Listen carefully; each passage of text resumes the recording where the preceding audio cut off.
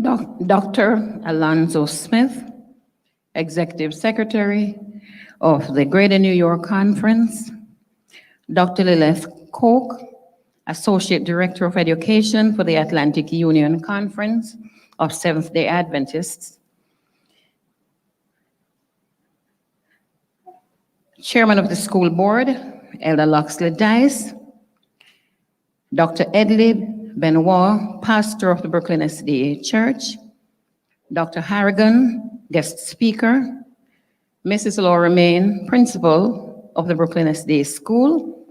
Faculty and staff, parents, relatives, friends, fellow graduates, past students, present students, good evening. I dreamed I stood in a studio and watched two sculptors there. The clay they used was a young child's mind, and they fashioned it with care. One was a teacher. The tools she used were books and music and art. One was a parent with a guiding hand and a gentle, loving heart. And when at last their work was done, they were proud of what they had wrought, for the things they had worked into the child could never be sold or bought.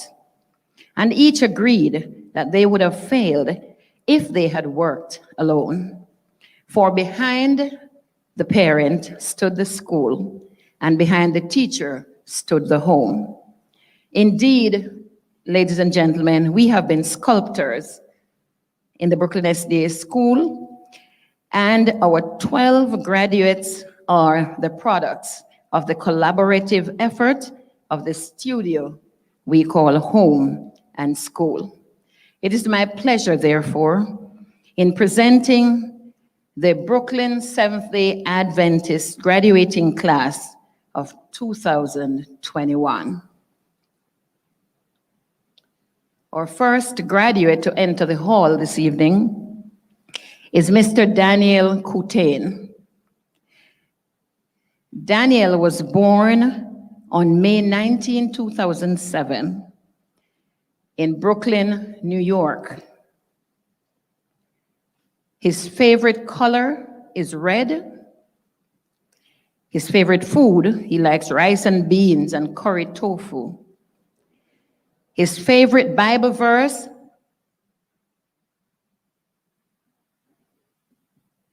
is John 10:10. Daniel aspires to be a pediatrician. Ladies and gentlemen, Mr. Daniel Coutain.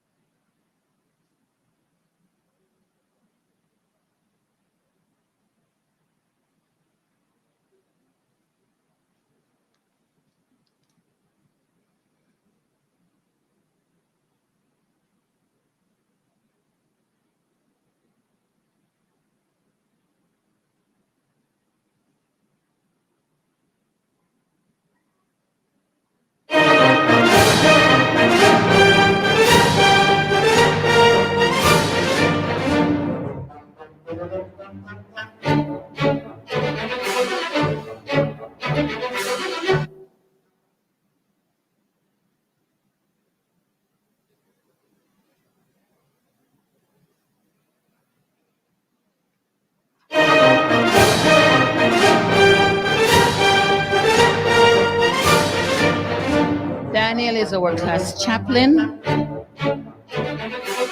and Daniel aspires to be a pediatrician. Ladies and gentlemen, Mr. Daniel Coutain.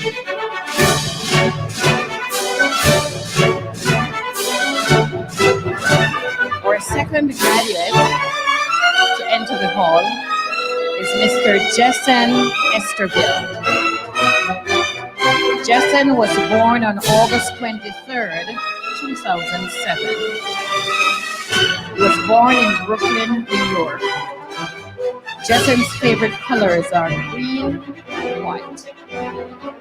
Jason's favorite verse is Psalm 51, verse 10. His favorite foods are Haitian rice and peas and any junk food. Jason likes gospel music and he aspires to be an architect. Ladies and gentlemen, Mr. Jason Estradale.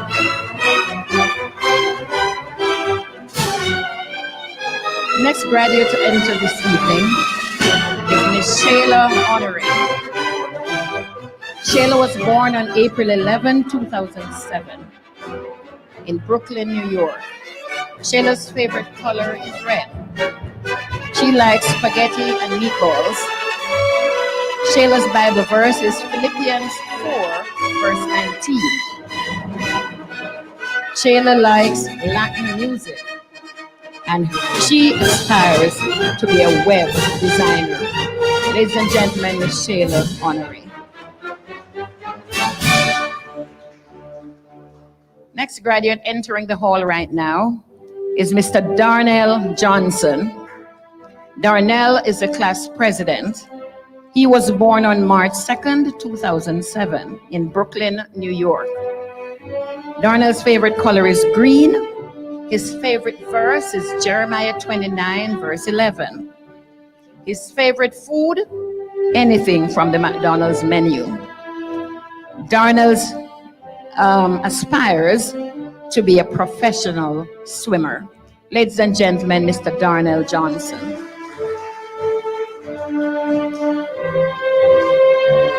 Next person entering the hall is Miss Laureen Millian. Laureen was born on March 2nd, 2007 in Brooklyn, New York. Her favorite color is red. She likes pastoral. Her favorite Bible verse is Jeremiah 29, verse 11. Laureen aspires to be a nurse. Ladies and gentlemen, Miss Laureen Millian.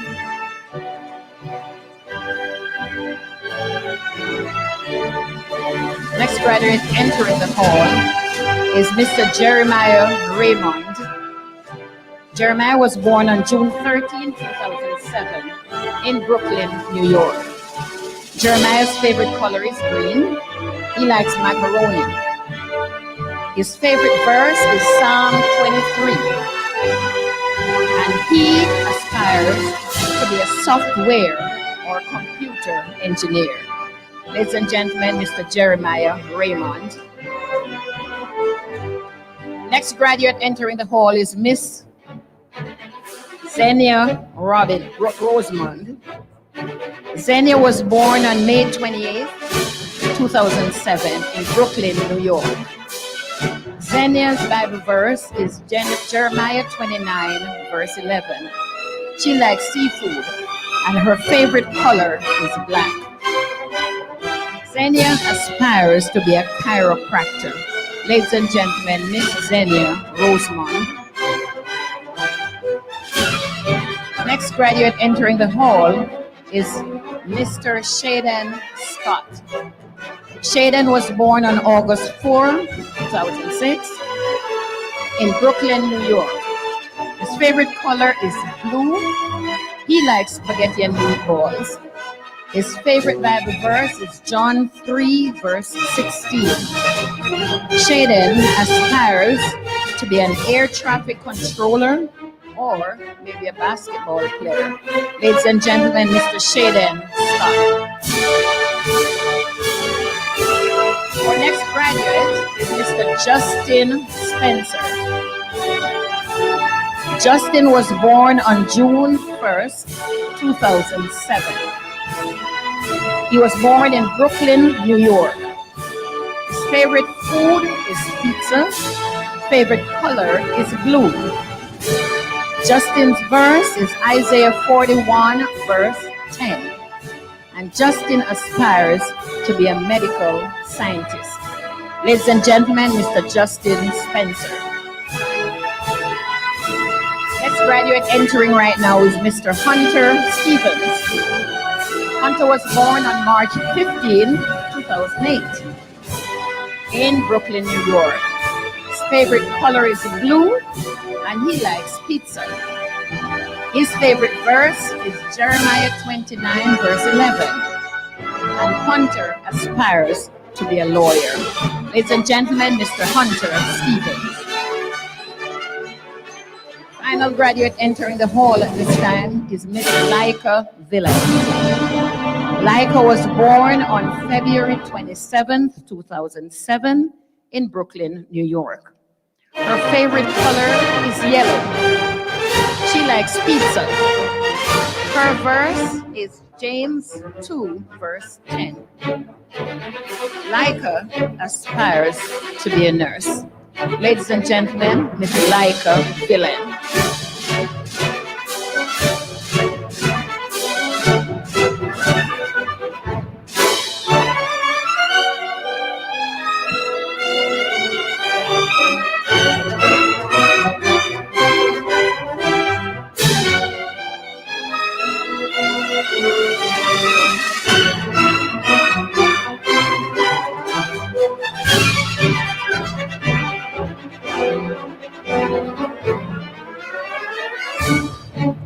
Ladies and gentlemen, I invite you to put your hands together and welcome the graduating class of 2021.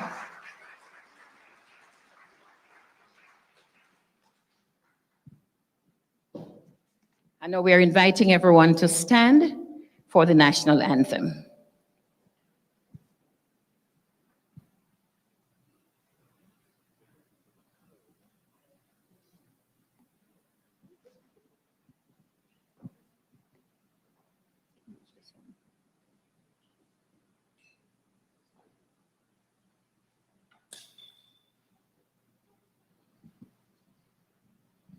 Testing.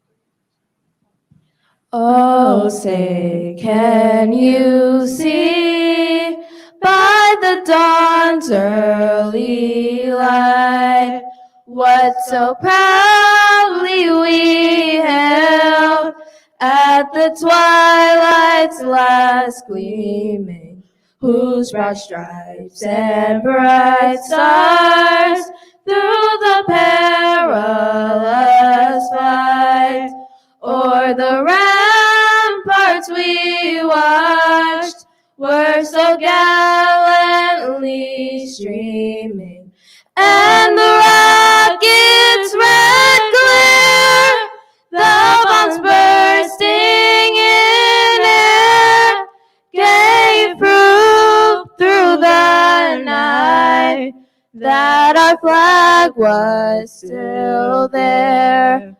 Oh, say, does that star-spangled banner yet wave o'er the land of the free and the home of the brave?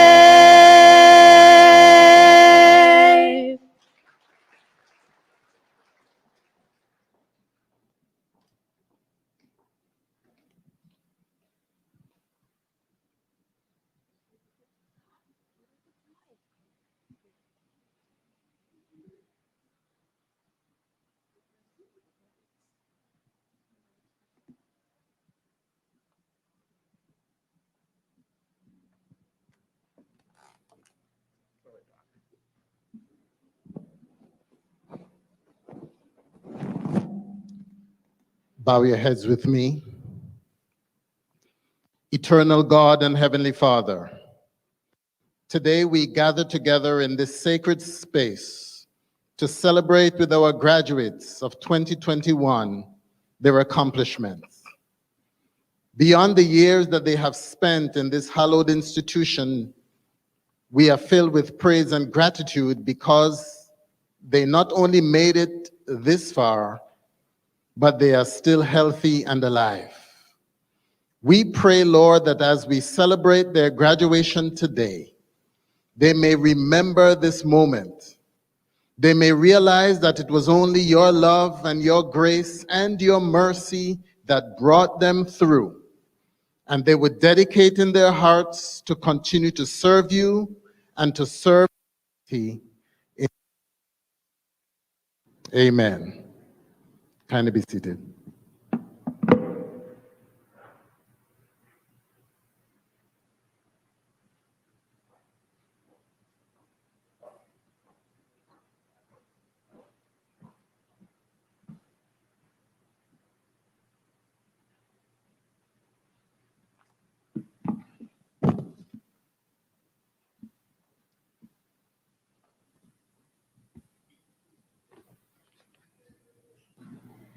Dr. Smith, Executive Secretary of the Greater New York Conference, Dr. Lilith Cook, Associate Director of Education of the Atlantic Union Conference, Superintendent of Schools of the Greater New York Conference, Ms. Marlene Romeo, Chairman of the School Board, Elder Loxley Dice, and members of the school board, Dr. Ellie Benoit, Pastor of Brooklyn SDA Church, Dr. Harrigan, guest speaker, Ms.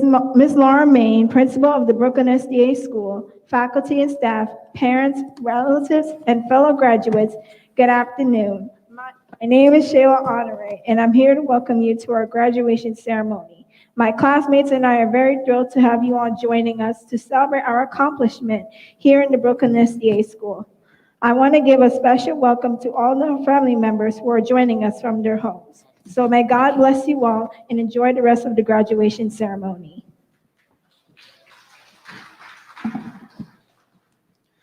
Dr. Smith, Executive Secretary of the Greater New York Conference.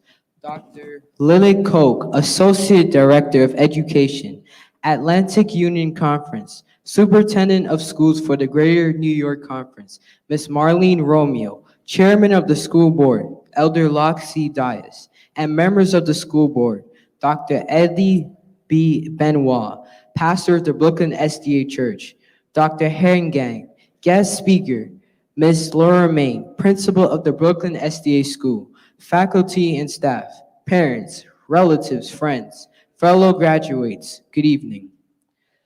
My name is Daniel Coutain. I welcome you to the 2021 Brooklyn SDA graduation ceremony. Thank you to everyone that has gathered here to witness and celebrate this special occasion with this year's graduating class.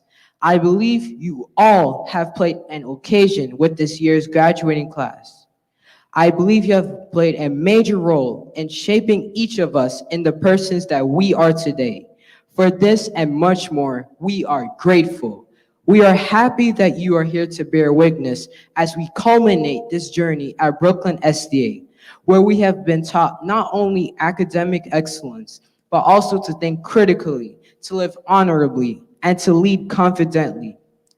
For each of us, the discipline of Brooklyn SDA has made us emerge stronger and better prepared spiritually, physically, intellectually, socially, and morally as we move on in the next level of our development and education. On behalf of the graduating class of 2021, I say welcome to you and hope you have a blessed experience with us here today. Welcome.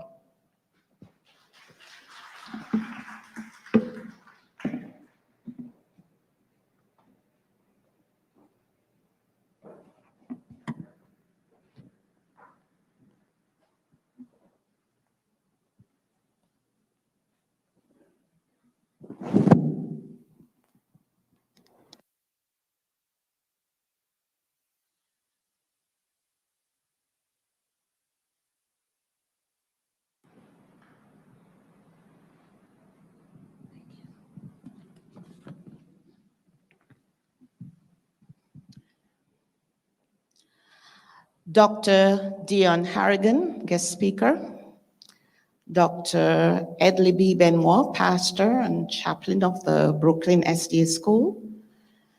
Dr. Alonzo Smith, secretary of the Greater New York Conference. Dr. Lilith Coke, assistant director of the Atlantic Union College. Mrs. Lillian Mitchell former teacher at the Brooklyn School and former principal of the Greater New York Academy, Pastor Mitchell, Elder Loxley Dice, school board chairman, members of the school board, guests, faculty and staff, graduates, parents, relatives, former students, current students, welcome and good afternoon. Welcome again to the Brooklyn Adventist School 2021 graduation exercise for our 8th grade students. This is indeed a momentous occasion because you only have one chance to graduate from junior high. The word graduation has several meanings. The one primary meaning is the state of being arranged in steps or degrees. We graduate from one phase of life to another because life is a series of progressions which we achieve through learning and growth. What you are celebrating today is what you have accomplished, what came about not simply because you grew older, but because you learned. Graduation is a crossroad place in life. From here, you'll go on to new challenges, new experiences. Exciting changes lie ahead. A part of moving on involves making decisions that can either make you or break you, as the saying goes. Your day-to-day choices will shape much of your life.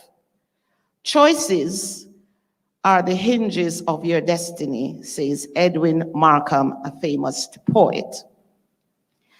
As you receive your diploma today, you are announcing to the world that you have completed all the requirements necessary for graduation and are ready to move ahead to the next level, high school.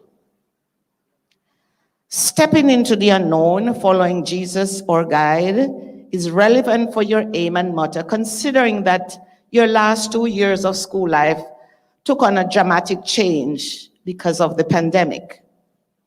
I know that it was not easy to be logging onto school every day from home for almost 2 years. I applaud your stick-to-itiveness. As you embark on this new journey, remember this quote from William Arthur Ward. It says, "If you can imagine it, you can possess it. If you can dream it, you can become it. If you can envision it, you can attain it. If you can picture it, you can achieve it." In your pursuit for success, identify clear goals and pursue them with vigor and high standards. Have respect for your parents, your elders, those in authority, and your friends. Benjamin Franklin once said, "Remember not only to say the right thing in the right place, but far more difficult still, to leave unsaid the wrong thing at the tempting moment." Have a good attitude and be enthusiastic about what you do. A positive attitude causes a chain reaction of positive thoughts, events, and outcomes.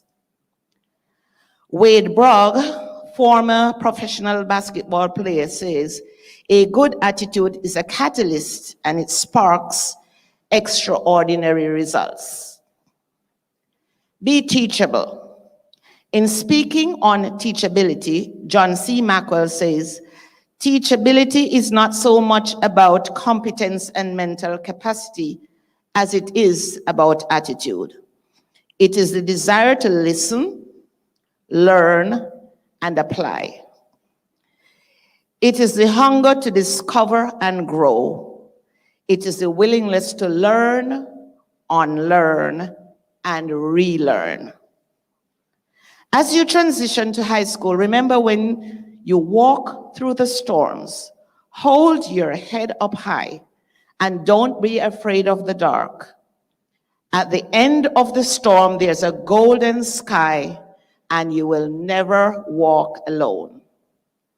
So with vigor, climb every mountain, ford every stream, follow every rainbow till you find your dream. Finally, make your parents proud, make yourself proud, and make us proud that you were once a student of the Brooklyn Adventist School. Heartfelt congratulations to you, parents. You've sacrificed much to keep your children in our school. Thanks for the vote of confidence. Blessings and continued success to you graduates, class of 2021.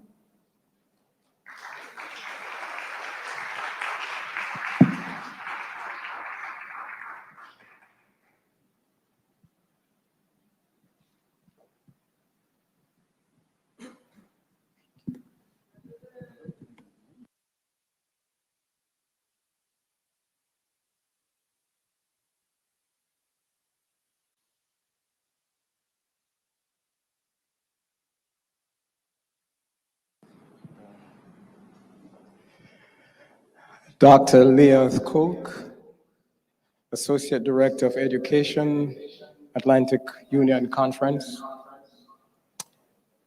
Mrs. Marlene Romeo, Chairman of the Superintendent of Schools for the Greater New York Conference. Dr. Edley B. Benoit, Pastor of the Brooklyn SDA Church. Dr. Harrigan, guest speaker. Faculty and staff, parents, relatives, friends, fellow graduates, good evening, one and all.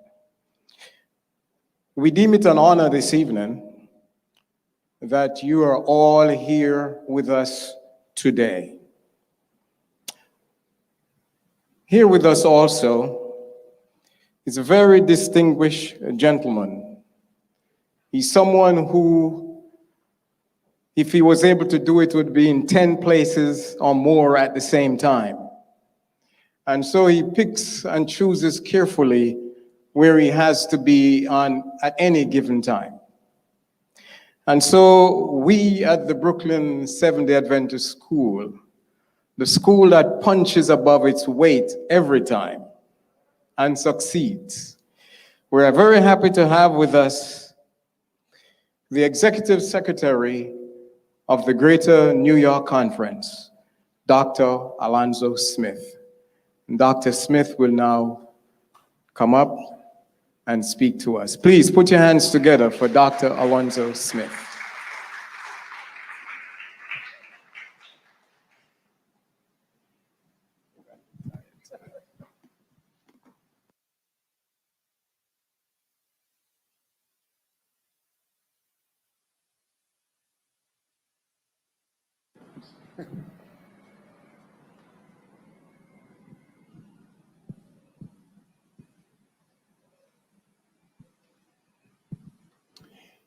Distinguished guests that are present,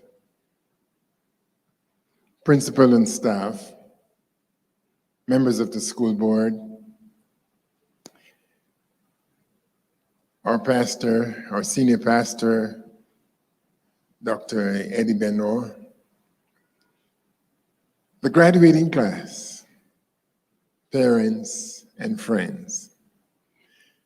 On behalf of the Greater New York Conference, it gives me great pleasure to attend this graduation and to commend you, the graduates, and to let you know that we are happy for you and we are proud of you. The journey has always been challenging, but we see that you stuck to it. And by God's grace, you overcome. And here you are. Congratulations. To you, the parents and relatives who have made the sacrifice, we want to commend you and thank you, because indeed, the best gift you can give to your children or family members is a Christian education that will lead them to Jesus Christ. I'm here primarily to speak on behalf of our president, Pastor Henry Beres, and our treasurer, Isaias Javier, to recognize the long-standing principle and great contributor to education, our beloved Mrs. Laura Ming. Can you put your hands together for me?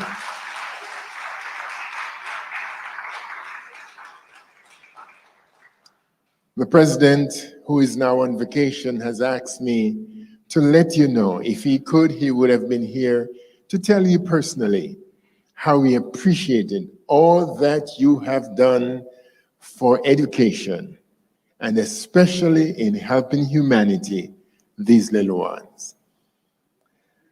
Mrs. Main, I've known you over these many years of your professional life.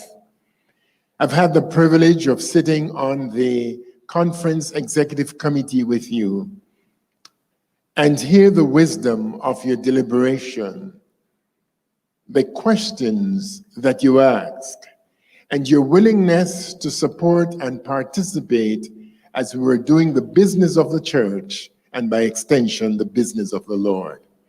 We thank you for those many years.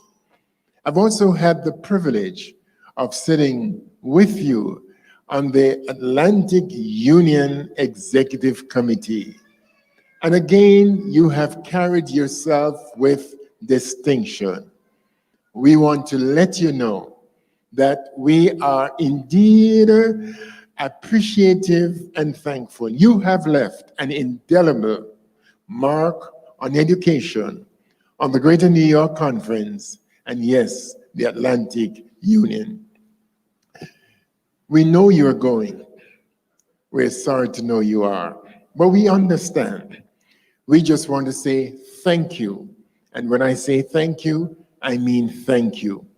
And we will have the appropriate thank you when our president and the other staff members will be able to be present.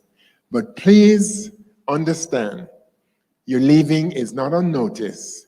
We have felt it, and you will be missed. As you go, may God's greatest blessings shine upon you and your family, and I'm looking forward to meeting you in the kingdom of God. God bless you.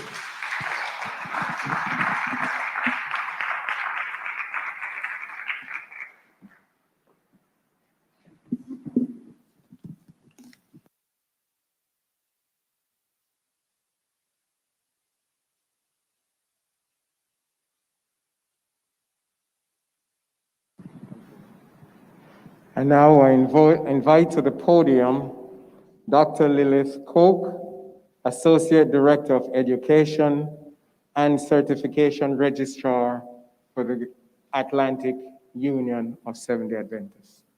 Dr. Koch. Please put your hands together for Dr. Koch.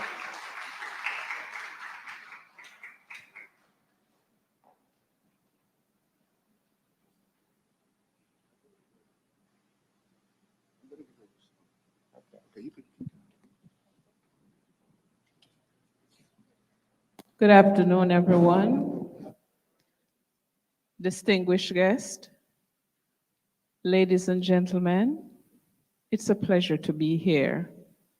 It's a joy to see you and to congratulate our beautiful graduates of 2021. On behalf of the Atlantic Union Education Department, where Dr. Gerald Gilkison is the Director of Education, and Mrs. Marlene Alvarez, the Associate Director, it gives me great pleasure to congratulate our dear graduates of 2021. To parents, to teachers, to those who have supported them, This is the moment you have long prayed for. And so, graduates, we congratulate you. You have only just begun. Keep on keeping on, moving forward, doing your best. Remember, the sky's the limit. My major assignment for being here this afternoon is to acknowledge Mrs. Main, who has worked many years as a teacher. Mrs. Main, on behalf of the Education Department at the Atlantic Union Conference, it is a joy for me to stand here and to acknowledge you. You have worked for many years, and you have given many years of service to the teaching profession, and in particular, as a principal of this school, the Brooklyn SDA School. You will agree with me, Mrs. Main, that time goes by very fast. Yes. It's so hard to believe it's time for you to retire. It's a time to feel free, right? You've worked so hard, so very hard to make this dream come true. And no one deserves it more than you. You have had some rough times, correct? Yes. But you made it through, despite you've made it through. You made the best of what life brings. And today, Mrs. Main, you are standing tall. I wish you days of happiness, not filled with strife. And I hope that your retirement years will be the best years of your life. And so, Mrs. Main, we would like to thank you from the depths of our heart for all that you have done in making a difference in the lives of the children who have been placed in your care, and for the contribution that you have given to Adventist education. We will surely miss you, but we know you will just be a phone call away. And so we say, may God continue to bless you abundantly as you move forward through a new chapter in your life. Thanks again, graduates. Keep on keeping on. It's your special day, and we wish you success in all your endeavors.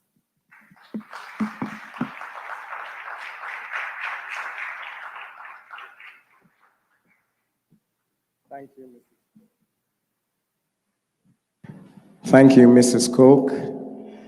And now we will ask our Superintendent of Schools to bring greetings to you on behalf of the Greater New York Conference, Department of Education. Please put your hands together for our Superintendent.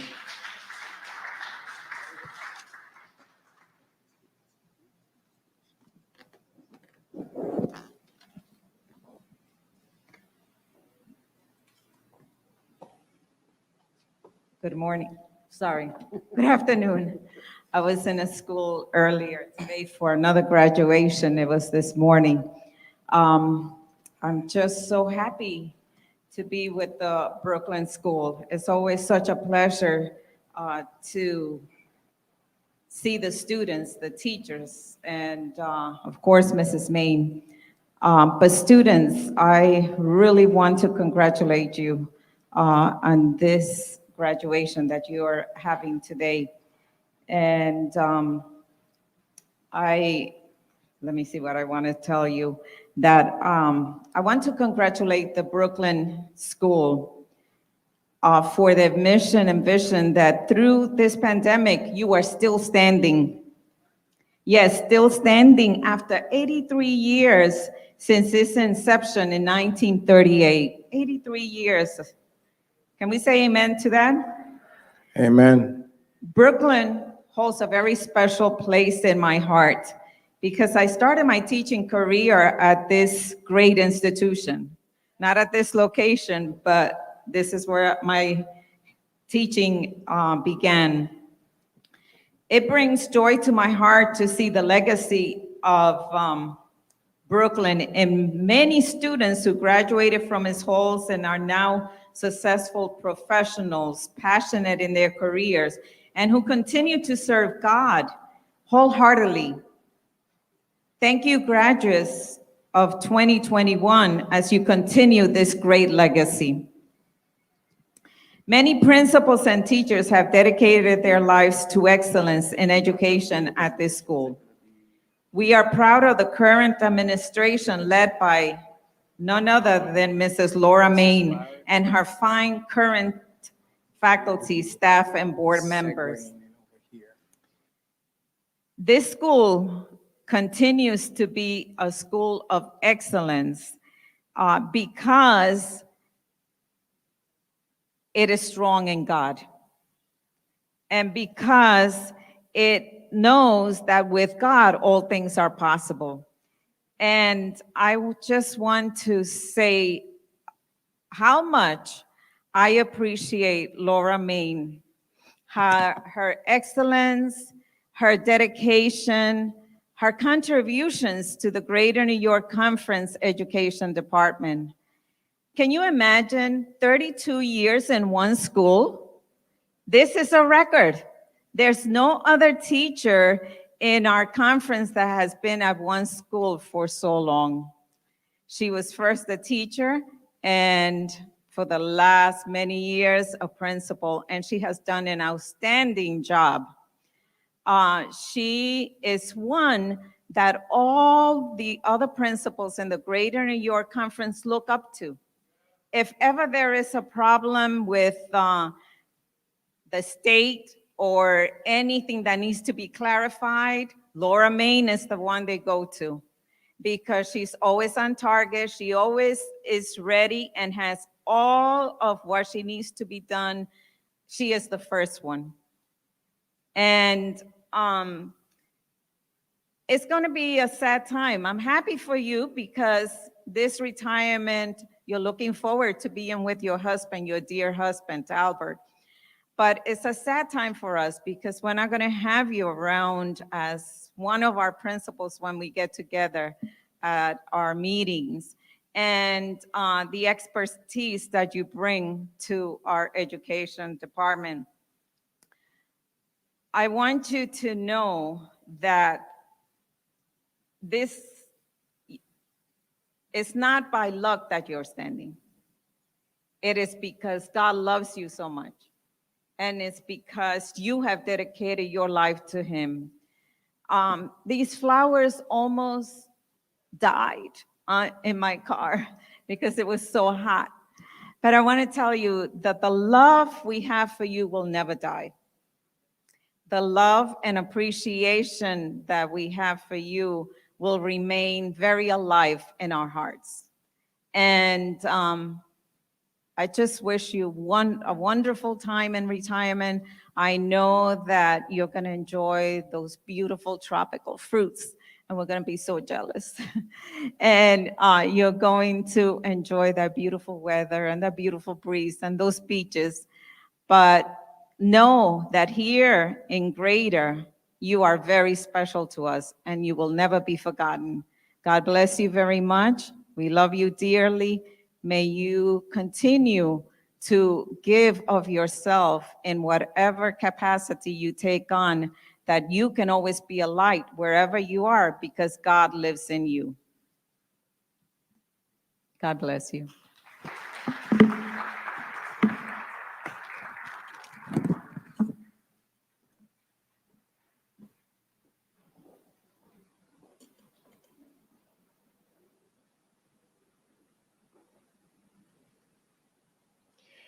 And last but not least, I'd like to bring you greetings on behalf of the Brooklyn Church and the Brooklyn School Board. I'd like to thank the parents relatives and friends, not only for being here, but for the confidence that you have placed in the Brooklyn School.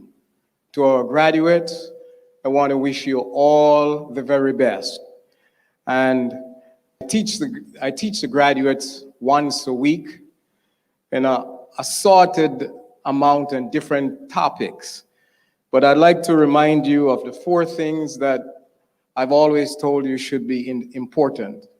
Just reminding you so they don't forget. Number 1, make sure you have that firm handshake. That's the first thing that folks will use to differentiate you for better or for worse. Number 2, keep current. Be aware of what's going on around you. Remember, in 4 to 5 years, you will be able to vote. And people may come asking your opinions because they know you went to a good school. They know you went to the Brooklyn School. So keep current, be aware of what's happening. And know that if Elder Dice runs into you somewhere, he's gonna say to you, explain the filibuster to me, or tell me what impeachment is all about. Number 3, be nice. No matter where you go, no matter who you meet, be nice. And number 4, and probably most important, always trust in God. And now we'll invite to come up to us to speak the president of the class, Mr. Darnell Johnson.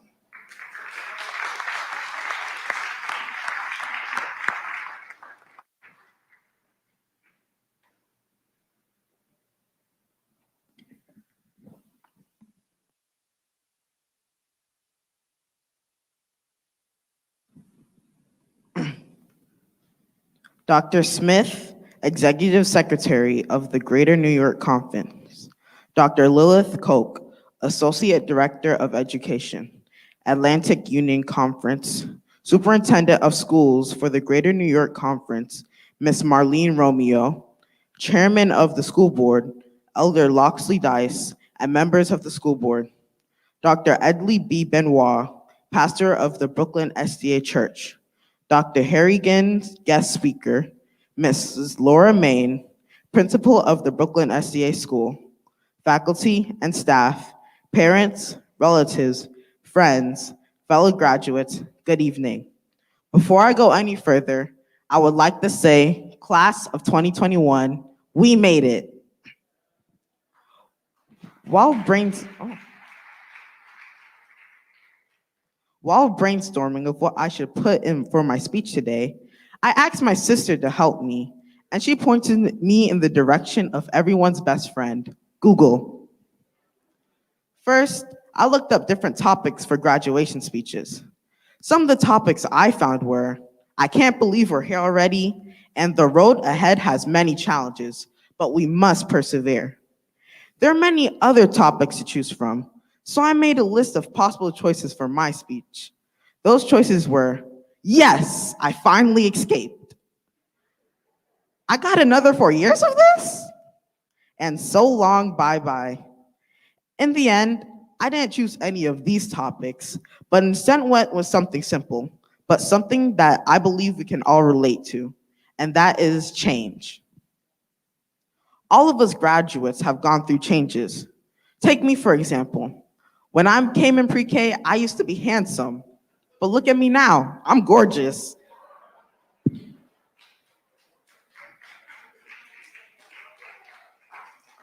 Not only that, but our Vice President Leica has become less shy, Hunter has become so much better at math, Justin learned how to file and organize documents as our class secretary, and Justin has given up his obsession with peanut butter. I am confident when I say that we are the most resilient class to ever graduate from Brooklyn SDA. We made it through COVID-19, virtual learning, and the hardest of all, Donald Trump. We persevered through all of that and came out on top stronger and better than we were before. It has been an honor to learn and grow alongside the 11 of you for the past 10 years. In pre-K and kindergarten, we had to learn the fundamentals, like how to read, write, spell, and our numbers. The transition to first and second grade, in my opinion, was the hardest. We went from ABCs to entire sentences and paragraphs, times tables, addition and subtraction, science and social studies, and the hardest of all, no more naps. Then we moved on to third and fourth grade. We wrote essays until our hands started to hurt, did so much math it made our head spin. And in the words of our former custodian, Mr. Parks, which especially applies now because of COVID, how to not share our food. Moving to fifth and sixth grade was an easier transition for me, and I'm sure some of my classmates would agree. Although the workload became massive and more difficult, there was always one thing to set our minds at ease. That thing was 11:30 lunch.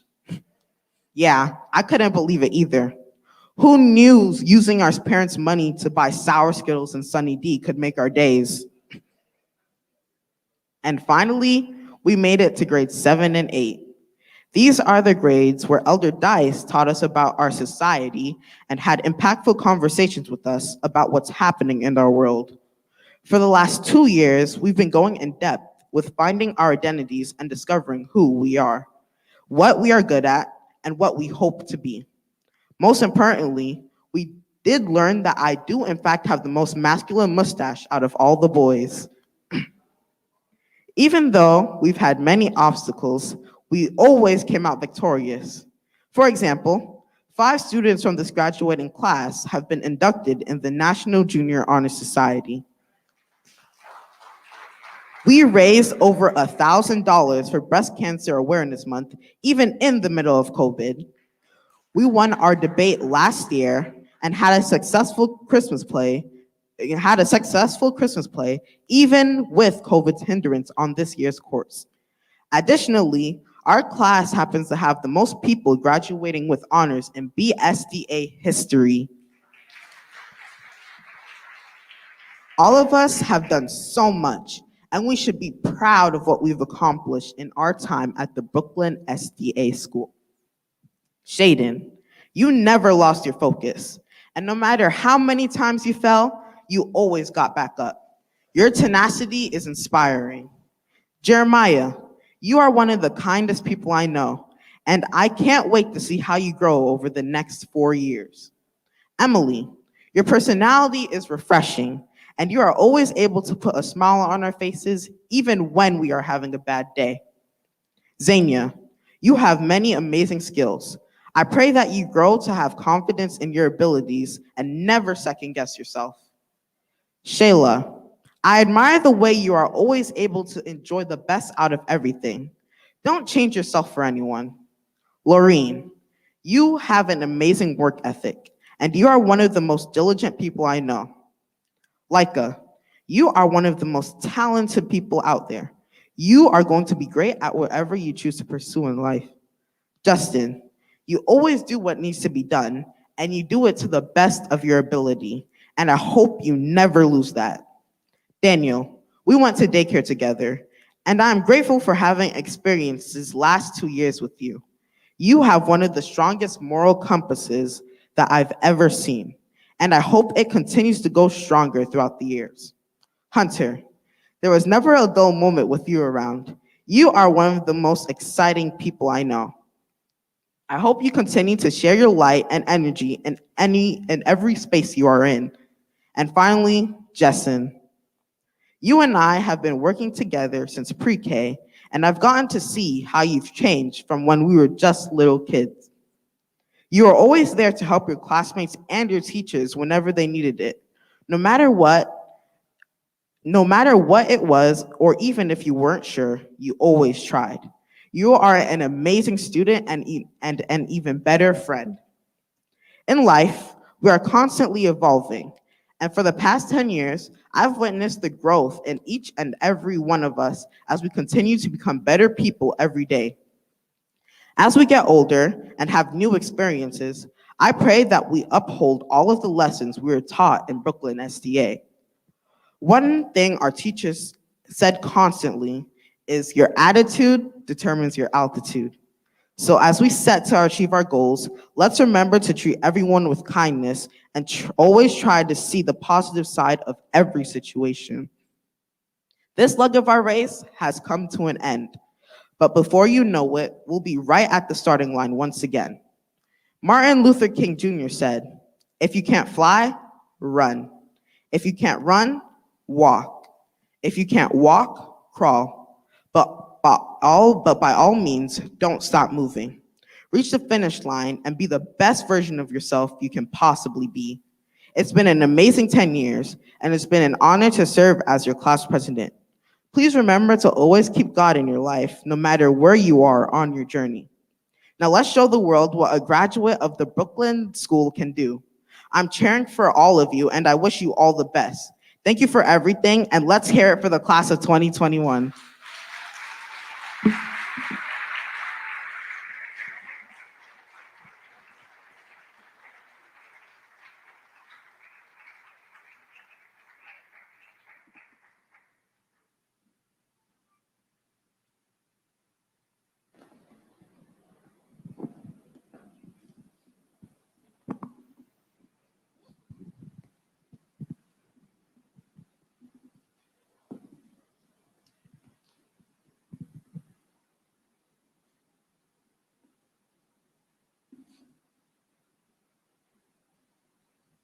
Well, good afternoon, everyone. I don't know for you, but I'm really excited to be here. It has been quite a journey, hasn't it? We've had our ups, we've had our downs, but you are here. And so to you, the graduating class of 2021, I say you could not have made us more proud. You exceeded all of our expectations. And today we celebrate you because you deserve to be celebrated. Give them another round of applause.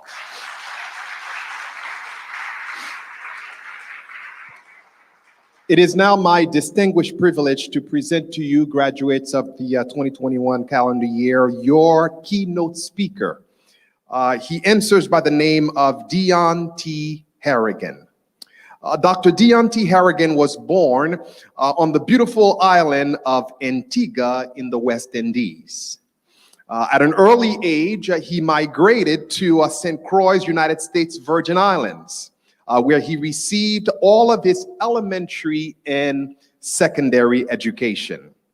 After high school, he actually attended the University of Southern Caribbean in Trinidad and Tobago, where he obtained a BA in theology.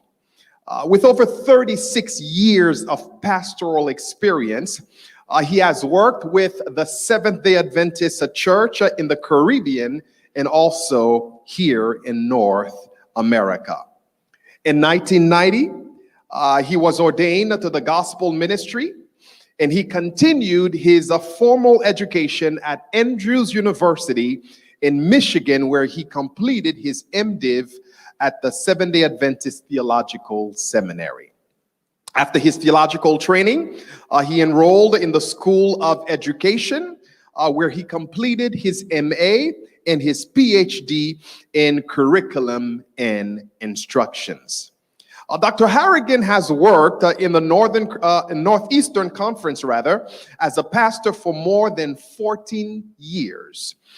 He is currently the pastor of the Lebanon Seventh-day Adventist Church in Laurelton, Queens. He also works as a professor of adolescent education. He has been married for, wait for it, 32 years to the former Grace L. Moses from the Spice Island of Grenada. Sister Harrigan is also an educator. The Harrigans have two young adult children, Deshaun, who is a clinical psychologist doctoral student in Florida, and Danielle, who is a childhood specialist education teacher here in Queens, our backyard. Dr. Harrigan loves people. He is passionate about nurturing youth, Christian education, and proclaiming the gospel. This is the man who will be speaking to you on your graduation day. Please make him feel welcome.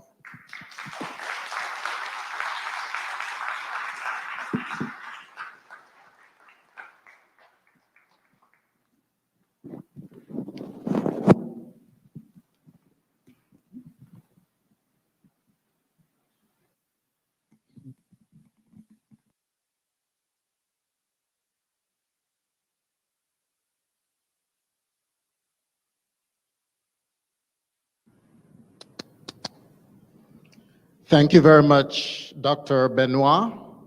And I also want to say thank you for the invitation, inviting me to speak to these graduates. This afternoon, I want to let you know, graduates, I have not met any of you before.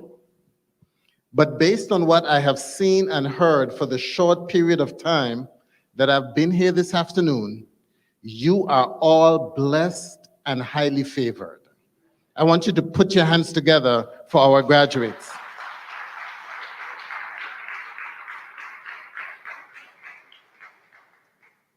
That speech from your class president was exceptional. And if what I heard from him is a reflection of the kind of education you have received from this school, you are well on your way to success. And so let me go through the formalities. You've heard it many times this afternoon. Your outgoing principal, Mrs. Laura Main, your school board chair, Mr. Dice, Dr. Benoit, your church pastor, Mrs. Romeo, your superintendent of schools, Dr. Alonzo Smith, your executive secretary, Dr. Koch, the associate director of the Atlantic Union, teachers and staff, board members, friends, members of the Brooklyn SDA Church, esteemed graduates, I say to you, congratulations, you have made it. You are special. You did it. There are many people who started the race in whatever school they were in, but they fell out along the way. And I want to let you know today that you are something special. And so your aim is stepping into the unknown, which indeed you are doing, because none of us knows what tomorrow holds. We could have never dreamed our world would have been turned upside down with COVID. We never thought that remote learning would become so big. Let me share something with you. In many of our churches, pre-COVID, we had many people who did not favor technology so much. I'm just talking to the graduates. The rest of you, cover your ears. Some of us older people, we didn't think that technology was so important. But as soon as COVID hit, and we could not go to school, and we could not go to church, guess who suddenly became the most important people in church? Those who are in the communications and IT department. All of a sudden, we had to depend on them for church. We had to depend on them for prayer meeting.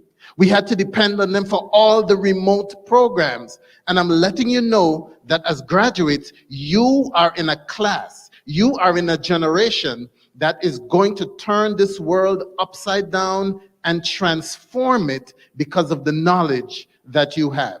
And so I want to encourage you. I listened to all of the goals that you had, all of the aspirations, all of the things that you want to be. Do not give up. Press on. You can do it. And we are standing right behind you. Now, I don't want to be long this afternoon, but I'm going to be talking to you for the next few minutes on the topic, keep your head on. Keep your head on. One afternoon, a woman went to the mall. I love to tell stories. And she went to the food court and she bought a little bag of cookies. She got some hot chocolate and she went to find a table to sit down to eat. She was hungry. The food court was full, but there was a table with a chair, and there was a man sitting there already. And so she went and she sat down, and she started reading her paper. After a while, she decided that she would start eating her cookies. And so she dipped her hand in the bag and she pulled out a cookie and she ate it. And the man looked at her and she said, "Why is this man looking at me?" And so the man dipped his hand in the bag and pulled out a cookie. She said, "Whoa, what's going on here?" And so she continued reading and drinking her hot chocolate. And then she dipped her hand and she pulled out a cookie. And shortly after she did so, the man dipped his hand and pulled out a cookie. Oh, she's starting to get hot now. She's getting warm. What's wrong with this man? And then she did a third cookie, and the man dipped his hand and he pulled out another cookie. And oh, she lost it now. She looked at the man and she said, "What is your problem? I'm sitting here trying to enjoy myself, drinking my chocolate, reading my paper, eating my cookies, and you are putting your dirty hand in my cookies. I'm just tired of it." The man just looked at her and he got up and she walked up. Oh, she was so mad. She started calling him horrible names. She threw the newspaper back in her bag, and when she looked in the bag, there was her unopened bag of cookies. She was eating the man's cookies. That woman made a mistake. She lost her head. Don't lose yours.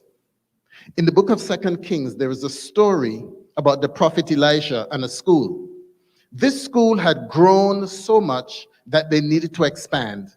And so the students went and they said, "Prophet Elisha, we need to expand our school. Let's go into the forest, let's chop down some trees, and let's build, let's expand." And Elisha said, "Good idea, go ahead." They said, No, teacher, we want you to come with us."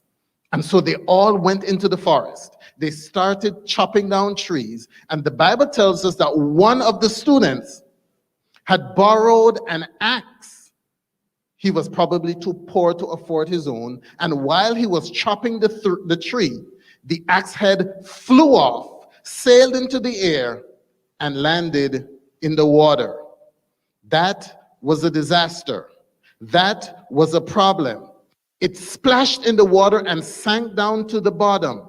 The Jordan River was a muddy river. You could not even see where it was. You had only a general idea of where the axe head was located.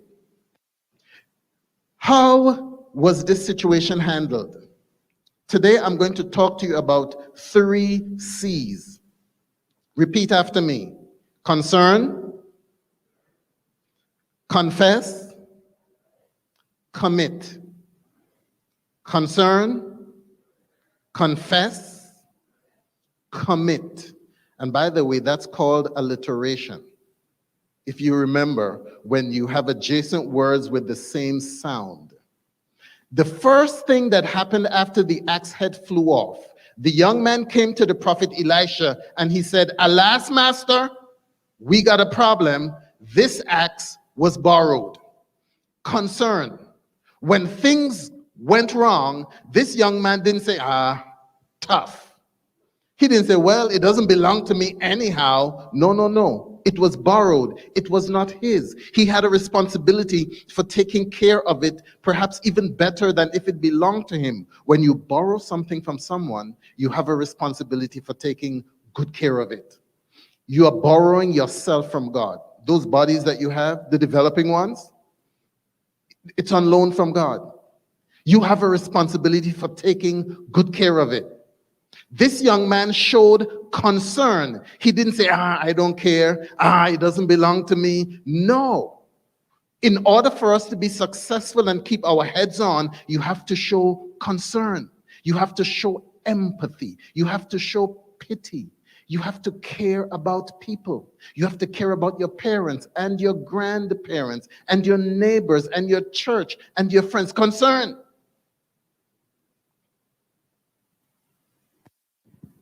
And so after the axe head fell off and he showed concern, he did the second C. What's the second C? Confess. He went to Elisha and he said, Prophet, my bad. Messed up.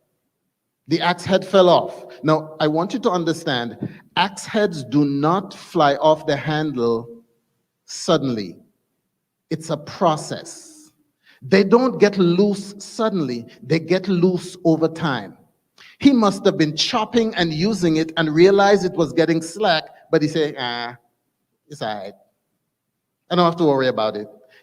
And the longer he did not take care of the problem, the worse it got, and it got slacker and slacker. The axe head also began to get dull. It was biting into the tree. It wasn't working as well as it should have, but he did not stop to sharpen it.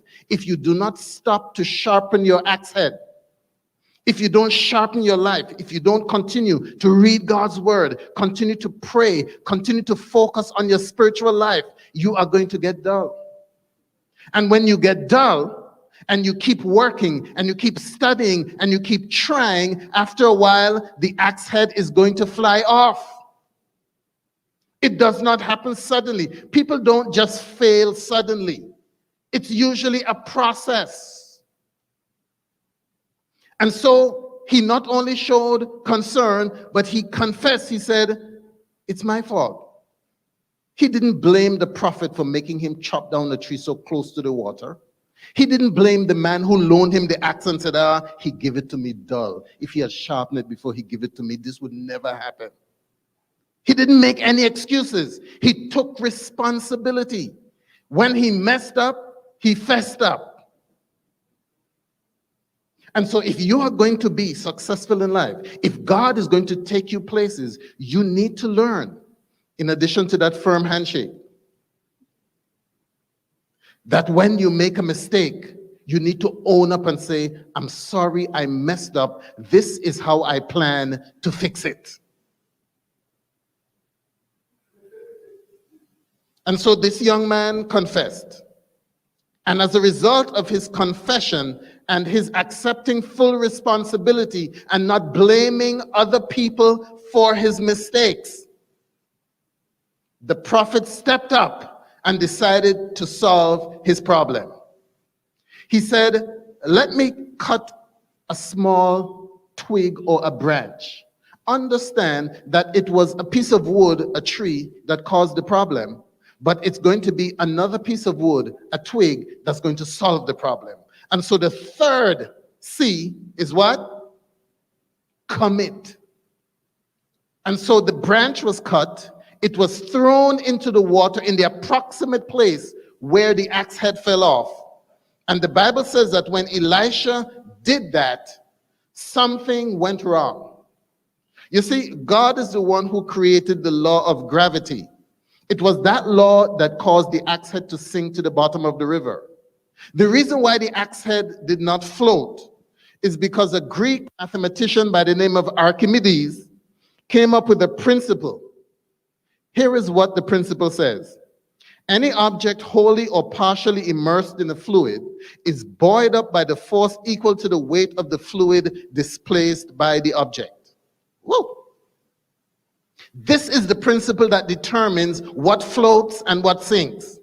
This is the principle why the 100,000-ton Oasis of the Seas cruise ship can float while a little penny or a quarter will sink.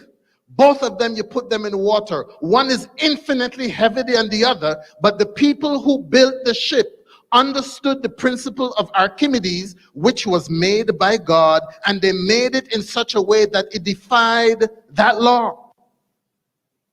And so when the axe head sank, in order for it to be retrieved, Elisha the prophet had to petition God to reverse the laws of physics. And when that twig landed in the water, something miraculously happened. Maybe the density of the water was increased so much that it overcame the molecular density of the axe head. But whatever God did, that axe head came out of the mud and it floated to the top of the water, and the young man reached out his hand and Elisha said, take it, commit yourself, Take it. And he reached out and he took it, and he must have said, thank you. I appreciate that. Thank you so much. And what do you think he did? Did he slap it back on and just keep chopping? No. I believe that he made sure it was sharp, learning from your mistakes. I believe that he made sure that it was tight on the axe handle before he started to use it. I believe that after a few chops, he paused and took a look at it to make sure that it was okay. He had learned from his mistakes. You will make mistakes. It will happen. But in life, what you need to do is to learn from them and follow the principle of the 3 C's. What are they? Concern. You need to care. You need to pay attention. You need to understand what's going on around you. What's the second one? Confess. You will mess up. I mess up. We all mess up. But when we do, we ought not to try to wiggle out of it and blame other people. Be man or woman enough to say, my bad. I messed up. And what's the 3rd C? Commit. Decide that I'm going to change. I'm going to improve. By God's grace, I'm going to do better. One more story and I'm done. At the turn of the century, in the Pacific Isles, an old steamship struck a reef and began to sink. The island where this occurred was full of natives who had not been exposed to the modern world. And they knew that there was a maritime law that said that when a ship sank, everything on the ship that was salvageable, first come, first served. And so they got into their canoes and they all began to row out to the ship so that they could take whatever was available before the boat sank. There was an old man on that island who was so poor that he did not even own a canoe. And so while everyone was going out to the ship, getting whatever they could and taking it back to their huts, the old man stood there not even having a canoe. He had to wait until everyone was finished. And when people thought they had gotten enough, it was only then he could borrow his neighbor's canoe. When he rowed out to the ship, just about everything was cleaned out. The only thing that was left on that boat was a few stacks of brightly colored paper. The old man said, what am I going to do with this? But he said, you know what? After I've worked so hard, let me try and at least take some home. And so he grabbed the bundles, put them in the canoe, and he took them home. He kept them in his house for a while, and he said, what am I going to do with this piece of colored paper? He said, you know what? They're very pretty. Let me decorate the walls of my house with it. And so he got some adhesive and he started sticking them on his walls. He stuck them on the door. He stuck them on the ceiling. He said, this is pretty. Much like the ceiling of this beautiful church. And so one day a trader came into the village and he was selling stuff. The old man had no money. And so he said to the trader, I really don't have any money, but I have a big fishbone in my hut. Could you trade that with me for some pots and pans? The man said, fishbone? I don't want any fishbone. He said, come see it. It's unusual. And so the man reluctantly went to the old man's hut. The man opened the door. He stepped in. He waited until his pupils acclimated to the dimness of the room, and his jaw dropped open. Covering the walls, the door, and the ceiling of the man's hut was hundreds of thousands of dollars in Dutch guilders. The old man was rich and he didn't know it. He didn't recognize it was money. Everyone who took everything else did not recognize that was money. He was living in richness and didn't know it.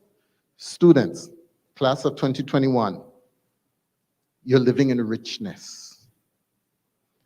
That principal, those teachers, this school, this church, what they've poured into you for the last years that you have been here, you are rich. What a Seventh-day Adventist education has given to you, you are. What you can and what you possess that you're going to step out into the world, whichever school you go to, you are rich. keep your head on. Show concern, confess, and commit your life to God. And if you do so, God is going to bless you, and you are going to move forward into the unknown, knowing that God's got your back. God bless you.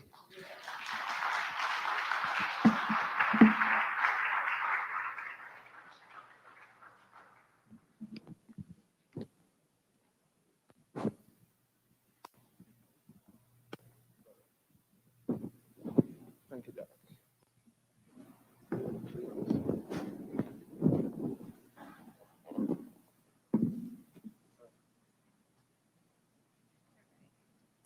Dr. Harrigan, on behalf of the graduating class of 2021, I would like to thank you for speaking here today. You have reminded us that we are blessed and highly favored. You have told us to not lose our head. You told us to care and to show empathy, own up to our mistakes and learn from them. But most importantly, you have reminded us to read our Bible and commit our lives to God. We promise to practice these things and to continue to work hard. Thank you for reminding us that we are capable of doing so much more than we think. Thank you once more for making time to come and speak here today. I know it's not easy to do these things, especially in these times, but we appreciate you being here. May God continue to bless you and help you to spread more messages like the one you shared today. Thank you.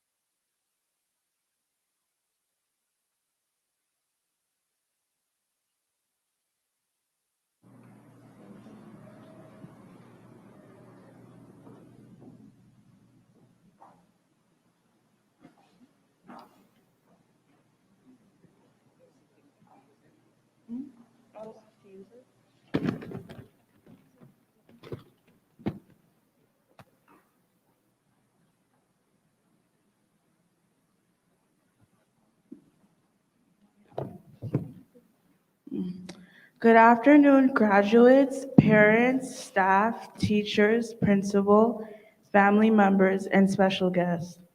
I'm honored to be giving the tribute to the dear parents who have guided us and protected us through all these years.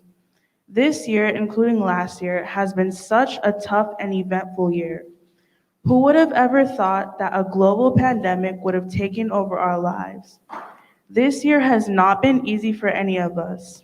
However, our parents stood by our side through this difficult year. During this pandemic, you went above and beyond to ensure our safety.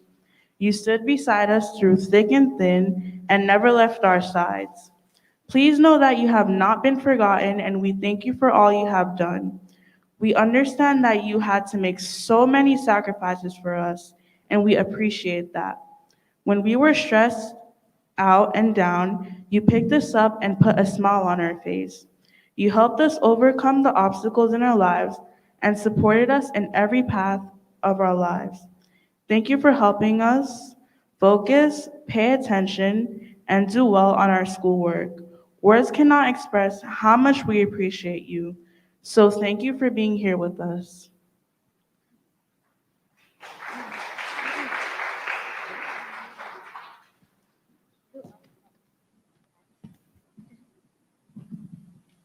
To all the parents here today, we just want you to know that we haven't forgotten about you, especially during this year. You are the most important role model in our lives, and you helped us reach to success. There were times when you made many sacrifices for us, times when it was stressful, overwhelming, too much to handle, and sometimes painful. But God gave you the power to fight through it and the ability to call on Him whenever you needed Him. During this pandemic, you proved not only to us, but to the world that nothing can come between you and your child. When we were down, you helped pick us back up with something creative and fun, and knew exactly how to put a smile on our face. You stood by our side, knowing everything was going to be okay, and for that we are grateful.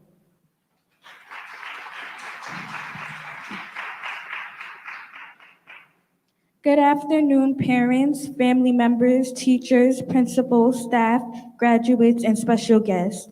As we know, the pandemic started in March of 2020. Since then, school has been more of a challenge than it was before. However, we were able to overcome those challenging moments, and gratefully, we were still able to continue to have a great education along with the graduation in person instead of virtually. Since we had to learn in the comfort of our homes, I know it wasn't easy for the parents to ensure that their children were focused on their schoolwork, but you all still coped with a challenge such as this and many more. For that, we appreciate you and all that you have done for your children during this difficult time. You all have done such a wonderful job from March 2020 till now, and we will never forget all you have done.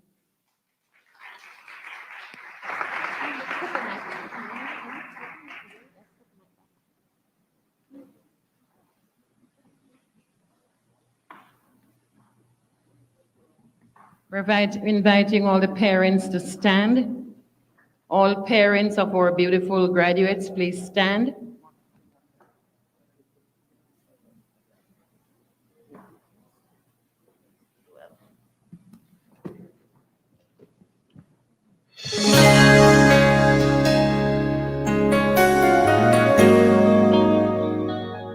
For all those times you stood by me, for all the truth that you made me see, for all the joy you brought to my life, for all the wrong that you made right, for every dream you made come true, for all the love I found in you, I'll be forever thankful, baby.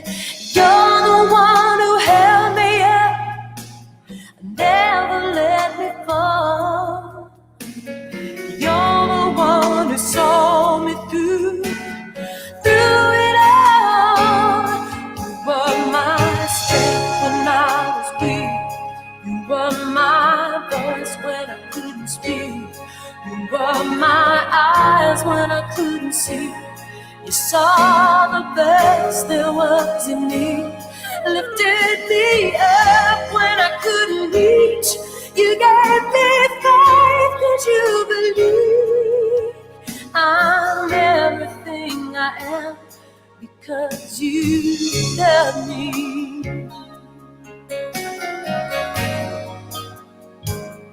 You gave me the wings and made me fly. You touched my hand, I could touch the sky. I lost my faith, you gave it back to me. You said no storm was out of reach. You stood by me and I stood tall. I had your love, I had it all. I'm grateful for this day you gave me.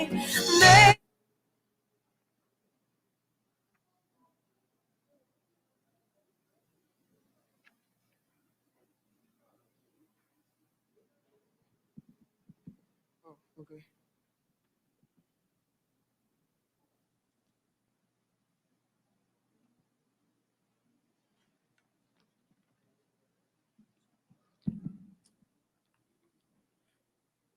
To accomplish great things, we must only act, but also dream. Not only plan, but also believe. Good afternoon, everyone. I would like to thank my parents, my teachers, the principal, classmates for making the past 3 years of my life memorable. My fellow classmates, we are blessed to be graduating in the year of 2021.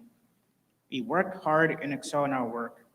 Sometimes remote learning made it difficult to retain knowledge in class, but that is okay because we managed to get through it. Ms. Barrett, our AQUI teacher, has done an exceptional job for preparing us for the future in high school. I will be forever grateful for lessons she taught us this school year.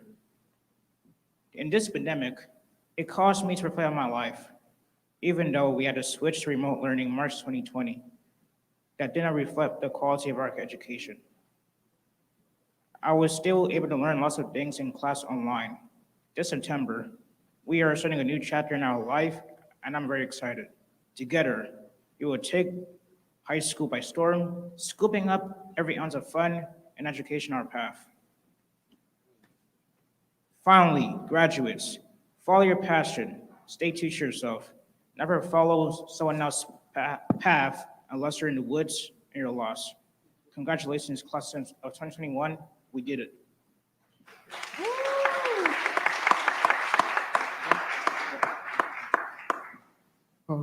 Good afternoon, graduates, parents, teachers and staff, and special guests. I am honored to give a tribute to the teachers and staff. A teacher is more than an educator. A teacher can play all the roles of the roles, a friend, counselor, or a mentor. A teacher can be the guiding force in our lives, even after we pass through the portals of our school and step into the world that lies ahead of us to be conquered. You've shown us by example the way to lead our lives as we continue to conquer what life lies ahead. You've given us so much love and care we cannot ask for more. We appreciate you so much, and we are lucky to have you as our teachers. Thank you very much for our loving teachers.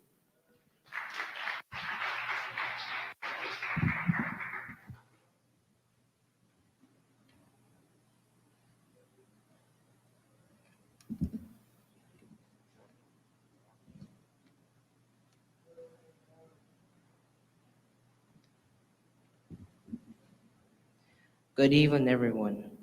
It is with great honor to offer this vote of thanks to our faculty and staff on this memorable occasion. First, let me give God the glory and honor for bringing us safely to our graduation ceremony and making it a success. On behalf of the graduating class of 2021, our sincere thanks to the faculty and staff of the Brooklyn SDA School for their guidance, encouragement, love, support, and resilience. Ms. Romeo, Pastor Benoit, Elder Dice, Ms. Main, Ms. Barrett, Mr. Gordon, Ms. King, Ms. Bernard, and Ms. Honore. We all are inspired by your dedication to your work and love for the students.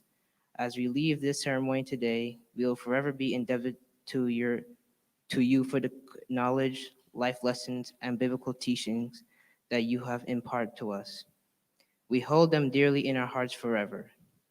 A special thank you to our teacher, Ms. Barrett, who have gone above and beyond her role to make sure that we never miss a day of school, even during the pandemic. Thank you for your patience and resilience during the difficult transition from school to virtual learning. You always make sure that we give our best at whatever we do, even on Zoom. We love and appreciate you. And to Ms. Main, we will miss you, but your guidance will still stay with us throughout our lifetime. We wish you the very best on your retirement, and we promise you that we will make you proud. Thank you for the decades of leadership at the Brooklyn SDA School, and we love you. May God continue to bless you and all the faculty and staff of the Brooklyn SDA.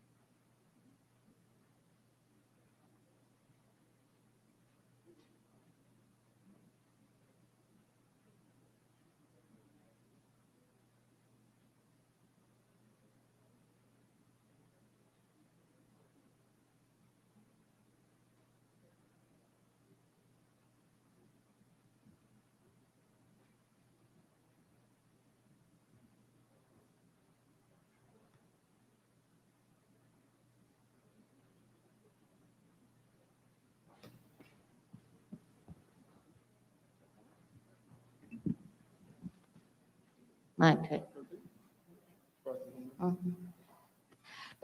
This is the moment our boys and girls, our graduates have been waiting for. I now invite our pastor, school board chair, guest speaker to join us, and our Faculty, Mrs. King, Miss Richards, please join us.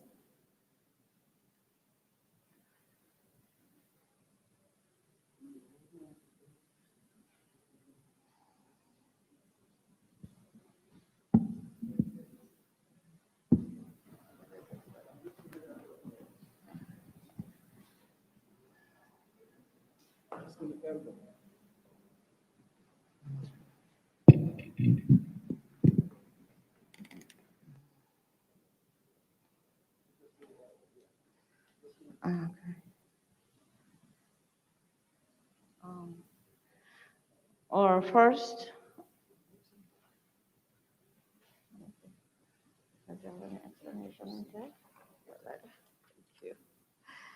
Okay.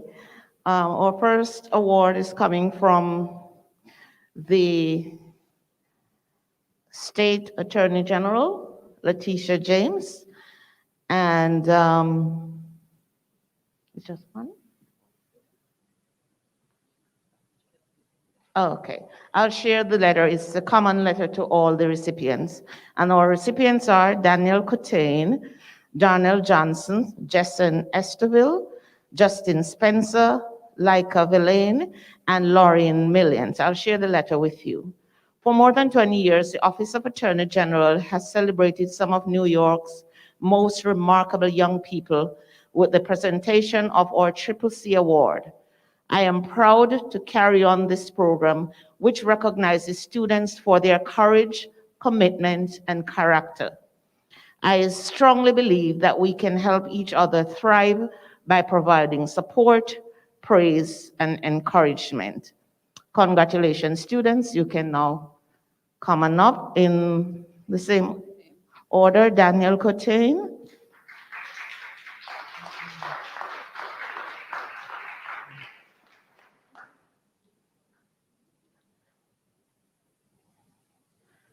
Jessen Esterville.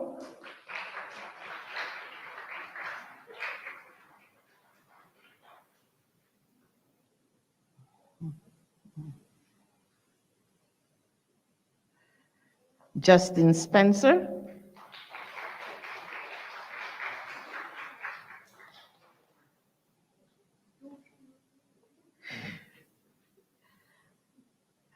Laika Villain.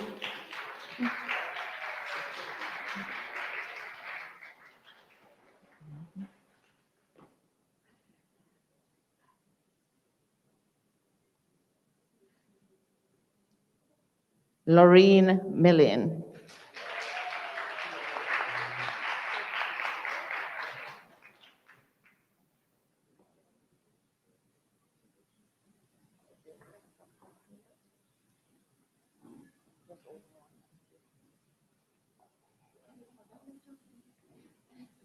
Oh? Darnell Johnson, I'm sorry. Sorry, Mr. President.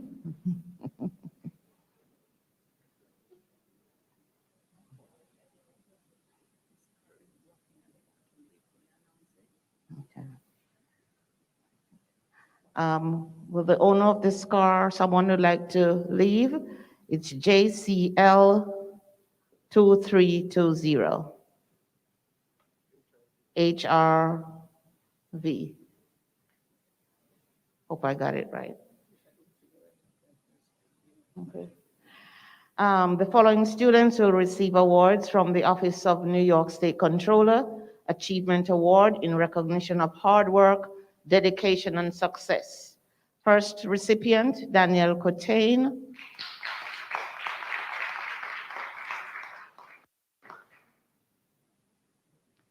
Next, Jessen Esterville.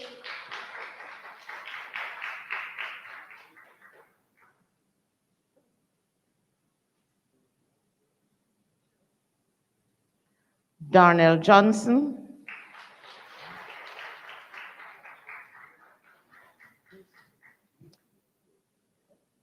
Justin Spencer.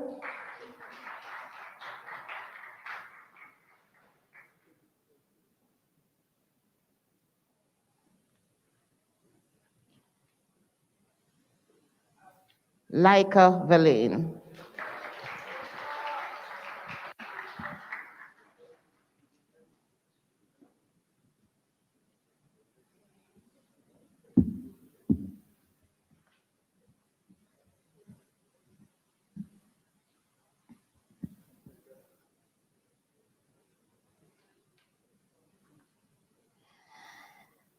Next, we have the President's Award, the United States President, and I'm going to share the letter from our President, Joe Biden, and it reads,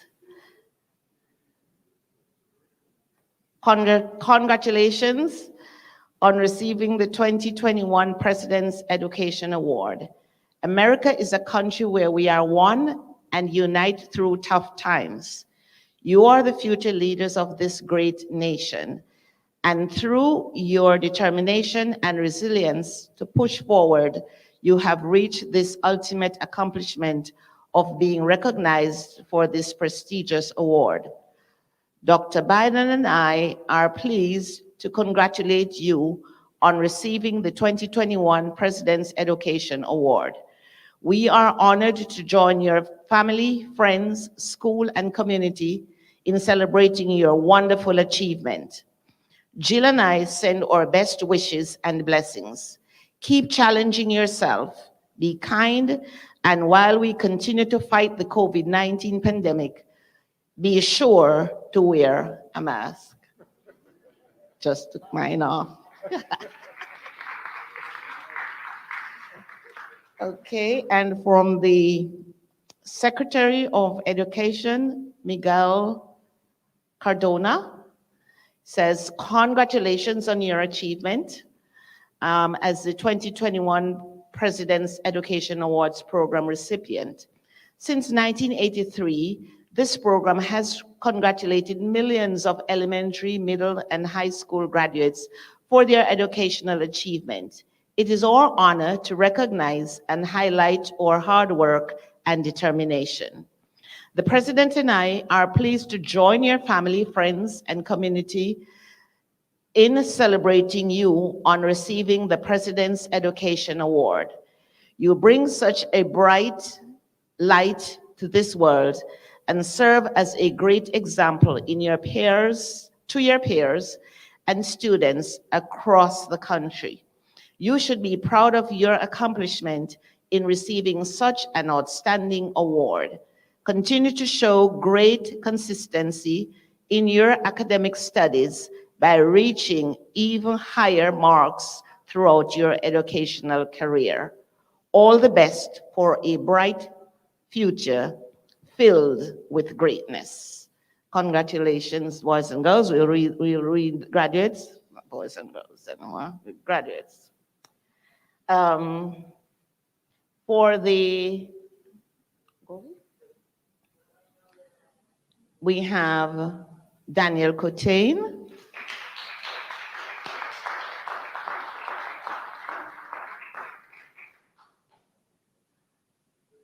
Jessen Esterville,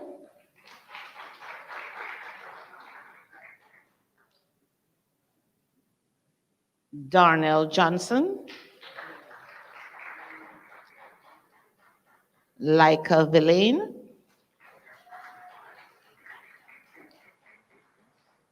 Justin Spencer,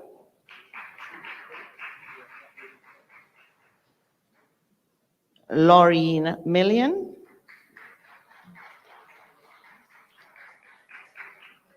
for the Silver Award, Xenia Rosemond, Shayla Honore, Jeremiah Raymond, Emily Roberts, Shaden Scott, and Hunter Stevens.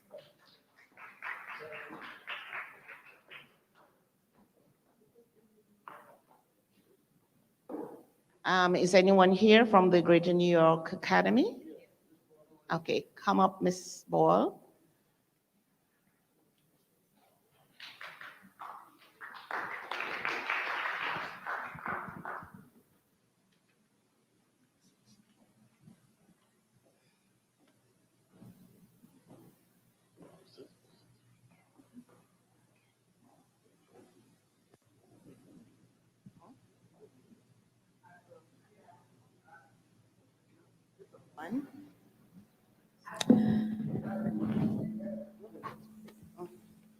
Good afternoon, everyone. Can I have everyone putting your hands together for our 12 valiant graduates? Come on, everybody. Let them hear it.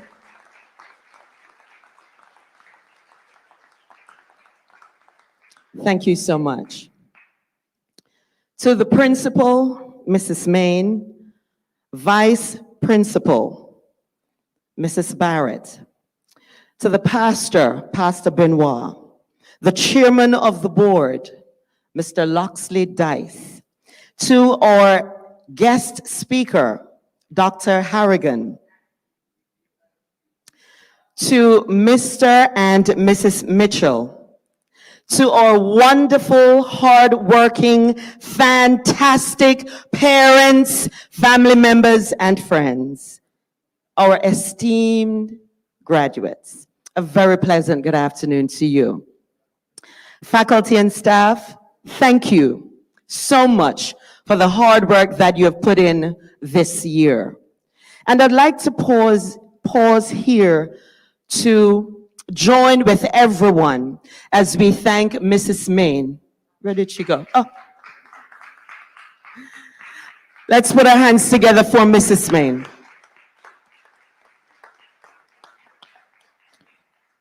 For your tireless service here as the principal of the school. My principal, Mr. Patterson, has a saying, and I will try to paraphrase. Nowhere in the Bible will you see the phrase, well said. What you will see is well done. Well done, Mrs. Main. And I pray that the perfume of your excellence will linger and permeate this school so that those who will follow will continue what you have started.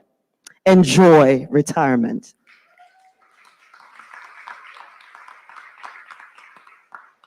Standing with me is Miss Laventure, and we are representing the greatest school, Greater New York Academy, where we say we are greater together. We have some scholarships to hand out to some of our graduates, and at this time, I'll hand it over to Miss Laventure.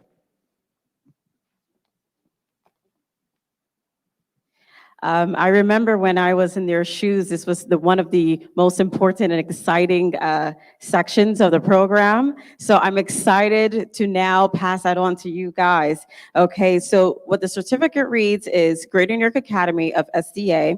It says, it is our pleasure to congratulate you upon your study habits and achievement of attaining your GPA in your 8th grade class at Brooklyn SDA School. As you strive toward the goal of excellence, we wish you continued success as you go forward into high school studies. So as I say your name and your GPA and the amount that we will be giving you for your scholarship, I want everyone to congratulate them with a nice warm applause. So our first person is Daniel Coutain, who has highest honors with a 4.0 GPA, receiving $4,000. Next, we have Jessin Esterville, highest honor, 4.0 GPA, receiving $4,000. Congrats. Next up, we have Darnell Johnson, highest honor, 4.0 GPA, receiving $4,000. Next, we have Laureen Million, also highest honor, 4.0 GPA, receiving $4,000. Next up, we have Justin Spencer, highest honor, 4.0 GPA, receiving $4,000. We can keep the clapping going. Congrats. Next, we have Leica Villain, highest honor, 4.0 GPA, receiving $4,000. Last but not least, we have Zanaya Rosemond, highest honor, 3.8 GPA, receiving $4,000. And I also want to remind you guys that when you are coming to Great New York Academy, the dates for our exams are June 24th at 10 o'clock a.m. and August 17th at 1 o'clock p.m. Once again, the dates for the exams, June 24th, 10 o'clock a.m. and August 17th at 1 o'clock p.m. And it's all virtual. Once again, round of applause for Zanaya Rosemond.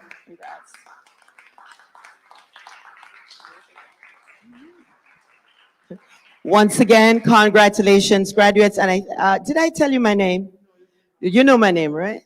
I am Miss Ball, and I cannot wait to teach all 12 of you. I'm just going to pause for another second as I recognize our Superintendent of Schools, Mrs. Marlene Romeo. Thank you all so very much. Parents, congratulations. Students, way to go. Great job. Thank you so much.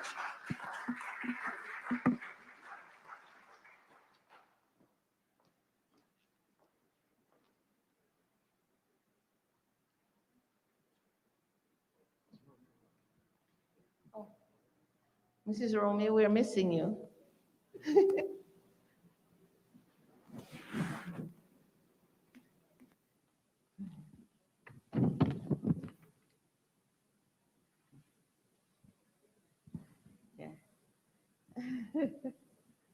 Okay.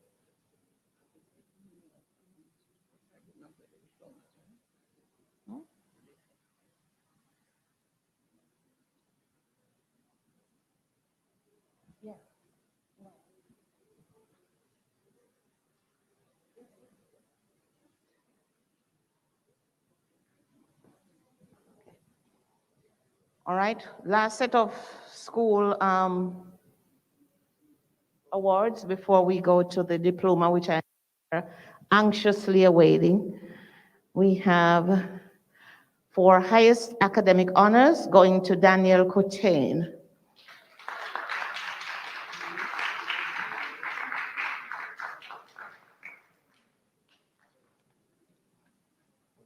You do your thing. Sorry. Jessen Esterville.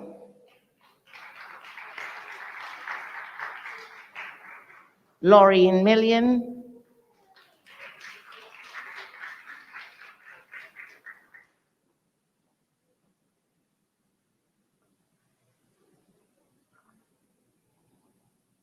Darnell Johnson.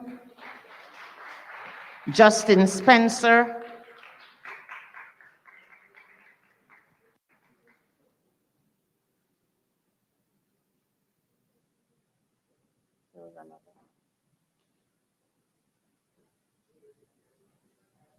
Who's it? Leica Villain.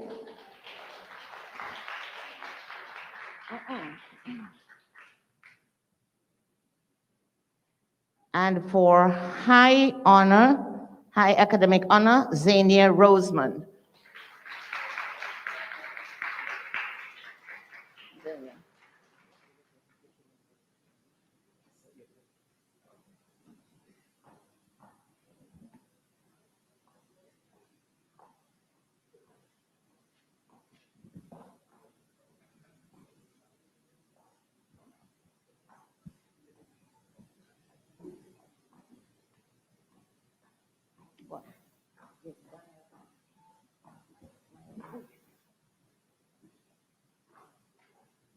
And I couldn't allow this talented young man to leave without recognizing his skills and how he contributed to the school.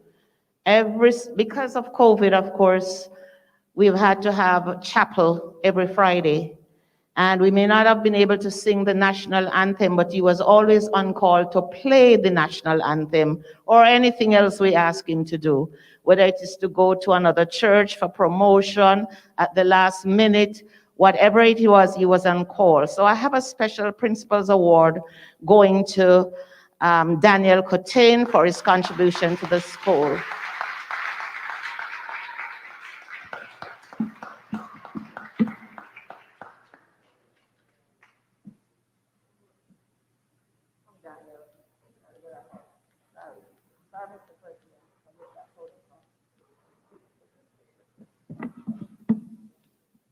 Okay. And I think I turn over now to Mrs. Barrett. I apologize for this. You're driving a Honda CR-V. It's black. It's a loaner from Bay Ridge. There's someone who desperately needs to come out. If you could just walk out for a few minutes and remove the vehicle, we would appreciate it. Thank you. Thank you, Pastor.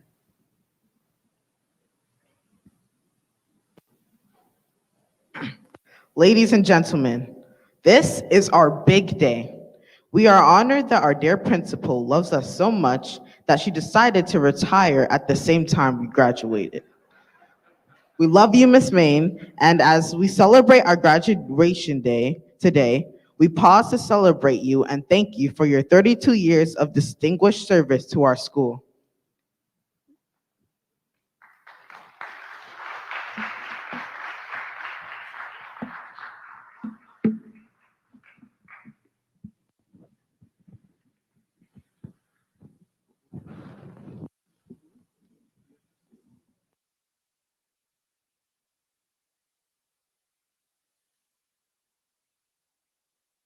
Ladies and gentlemen, friends, teachers, staff, one and all. It is interesting how history has a way of repeating itself. Or one could say that events of later years sometimes parallel events of the years before. In 1940, during World War II, things were not going well for England. And on May 10th, they changed prime minister. Winston Churchill became the prime minister. And in his first cabinet meeting, he told the cabinet, "I have nothing to offer but blood, toil, tears, and sweat." Eventually, England triumphed in World War II. I distinctly remember the evening the school board interviewed Mrs. Main for the vacant principal position. She did not exactly use the same words that Churchill used, but what she said to us that evening echoed those sentiments. And like England, the Brooklyn School triumphed. It went from good to better, from bright to brighter, and from strong to stronger. Mrs. Main came at a time of turbulence in the world of education. Schools were buffeted on all sides by various changes. Even the longtime bastion of New York City private schools, the Roman Catholic schools, were seeing schools struggling or closing. And Little Brooklyn School was battling to stay alive. And then Laura Main took charge and showed her mettle. She was more than up to the task. She took the helm and guided our school through tough times. Her management skills were superb, innovative skills extraordinary, her foresights and insights beyond compare. Still, she was and is still an example of strength tempered by a deep spirituality. Her fantastic staff who worked alongside with her stayed. They only left the school if they had to migrate somewhere far away. And they stayed. Laura Main took the Brooklyn School into the 21st century in every way one can imagine. Technology, grades performing above their level, White House interns, and baptism. And the list goes on and on. Mrs. Main gave her blood on the many days she came to work, sick as a dog, and when she should have stayed home. And there were times when she shed her tears. And there were times when she toiled and sweated Brooklyn. I tell you today, Mr. Hislop will have big shoes to fill, but it will not be the shoes with the sexy stiletto heels. Instead, it will be those low-heel shoes built for slogging and hard work. Mrs. Main, I must tell you, it has been a pleasure working with you as a school board chair. May the good Lord bless you continuously. Please enjoy every minute of your retirement. I will miss you tremendously. Thank you very much. You kept your word like Churchill did when you gave us that promise in that school board meeting. And I'll say, if Churchill was alive today, he would have been so proud to be compared with such an outstanding individual as you. And mark my words, I didn't say that you would be compared with Churchill. I said Churchill would be happy to be compared with you. God bless you, and God bless your family.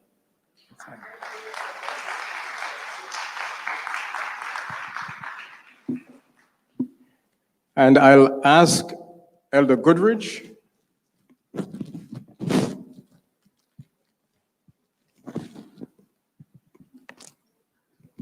Elder Goodrich has been serving on the school board since the late 70s, early 80s. And he's been a stalwart defender of the school. And we have here a plaque for Mrs. Main. It says, the Brooklyn SDA Church and School recognizes and honors Laura Main for her 32 years of dedicated and sacrificial service as an outstanding teacher and principal of the Brooklyn SDA School. Her strong spiritual leadership, innovation, progressive outlook, and success will always be a positive example and inspiration to all. Loxley Dice, School Board Chairman, Edley B. Benoit, Pastor, June 6, 2021. And Elder Goodrich, could you please present to the second love of your life? I know Monica is first, Sister May. 32 years ago, we had two school board meetings. 32 years ago, we had two school board meetings. After the first school board meeting, we have a second one. I went to Sister Main. Sister Main, I want to, don't say no. I want you to be the teacher with whenever the board meeting. I want you to be the, say yes. She gave me some story, I can't remember what it is.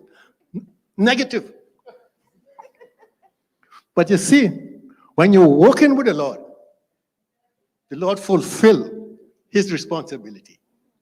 She said yes, and for 32 years, she's a wonderful teacher. She's anything with good in education, you can see Sister Main. I remember one day, I came to the school, and the computer downstairs, just over, okay, 32 years, this computer wasn't working. And no, the computer was working, but the air condition went out. And she was working with some papers for the state. And she said, but I don't know what to do. Don't know what to do. How this going on? I said, be quiet. Be quiet. I'll take care of it. And about 5 hours after, I came to Sister Main. Sister Main, your computer was working. So We had anything the school board, anything the school want. All she had a signal, my number, Brother Goodrich, I'm at the school. And the school went on. We all traveled together, which were the 32 years. So God bless you. May God continue to give you, continue to bless you health-wise, spiritual-wise, and enjoy your retirement.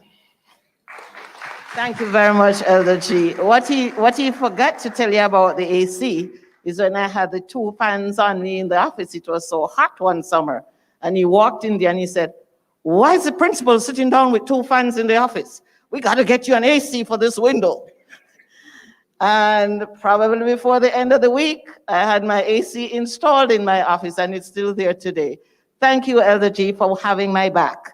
I can tell you, he had my back all 22 years as principal of the Brooklyn School. Thank you, Elder Dice, best chair to work with for the past 22 years, I must say, and not micromanaging me or the school, but he was there to support us and continue to lead and support the Brooklyn SDA. I pray that you will give the same support to Mr. Hislop as he comes in and help to steering on so the school can continue from greater heights. Thank you. Thank you all. Now, for those who read comics, you know that Batman had Robin, and Mrs. Maine had Mrs. Barrett. And so, Mrs. Barrett, come forward.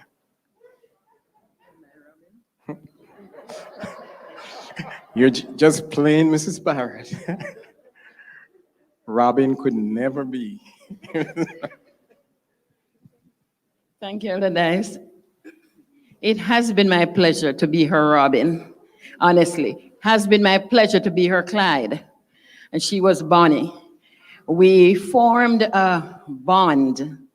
I remember the very afternoon that I was interviewed, and meeting Elder Dice, who was my schoolmate when we were children in Jamaica. And as I sat on the bench out front and the gentleman passed me there, I'm sitting waiting nervously to be interviewed. And he said, good afternoon, and he passed me. And then he came back out and he started a conversation with me. He said, I'm Loxley Dice. I said, Loxley Dice? Because immediately that name came back to me. Never saw him since we were children, but he was there on the committee to interview me. Mrs. Maine, we clicked at the very start, and I am so happy that I had the privilege of working closely to her for the past 22 years. I kind of asked her to wait for me so we could go together, but she didn't honor my request, sadly. But her retirement is well-deserved. She has given her blood, sweat, and tears to this school. As I said yesterday in my remarks, Brooklyn School is her 4th child. She has 2 beautiful daughters and a son, Boyd. And Brooklyn School is number 4. She has given her all for this school. And you know, when I started to have respect for the late Kobe Bryant, that year when he retired. And within every city that he went and played, and one of the times I heard him say, I gave it all. I left all on that basketball court. I gave my blood, my sweat, and my tears. And they recounted an occasion when he was sick and everybody else was in their beds sleeping and Kobe was out there shooting his shots. Mrs. Maine was that kind of person. She left her all here. She left it all. And we could not have asked for more. And so it's sad to see her go. The face of this place will look different, but we wish her Godspeed. We wish her everything that is good, everything that is lovely. Mrs. Maine, as you look on this gift, I present this gift to you on behalf of our church and school, the Brooklyn family. And as you relax in the cool breezes of Portland, Jamaica, and as you relax and look at this gift, I hope that you'll always remember us and know that we are thinking about you and we are praying for you. God bless you. Happy retirement and enjoy this gift.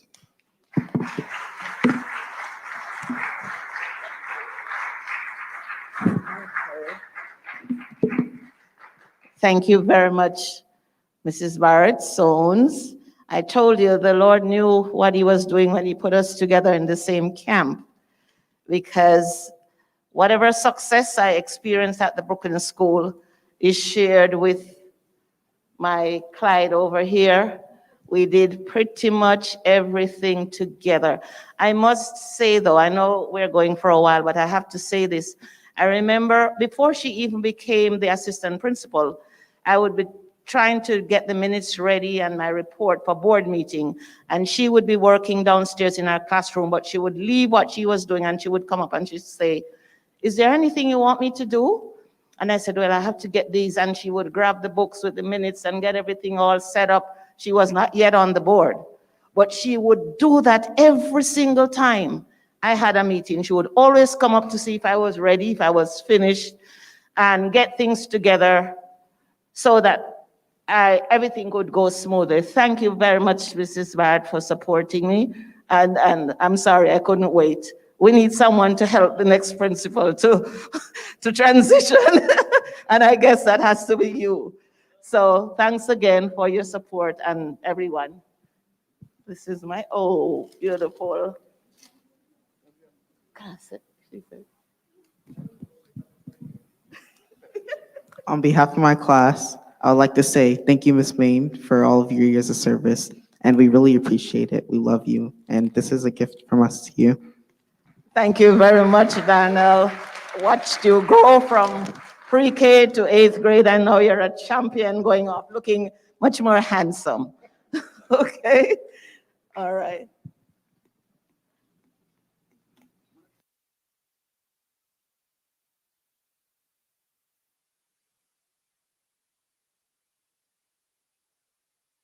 As a lover of politics, I would follow what was going on in most countries, including France.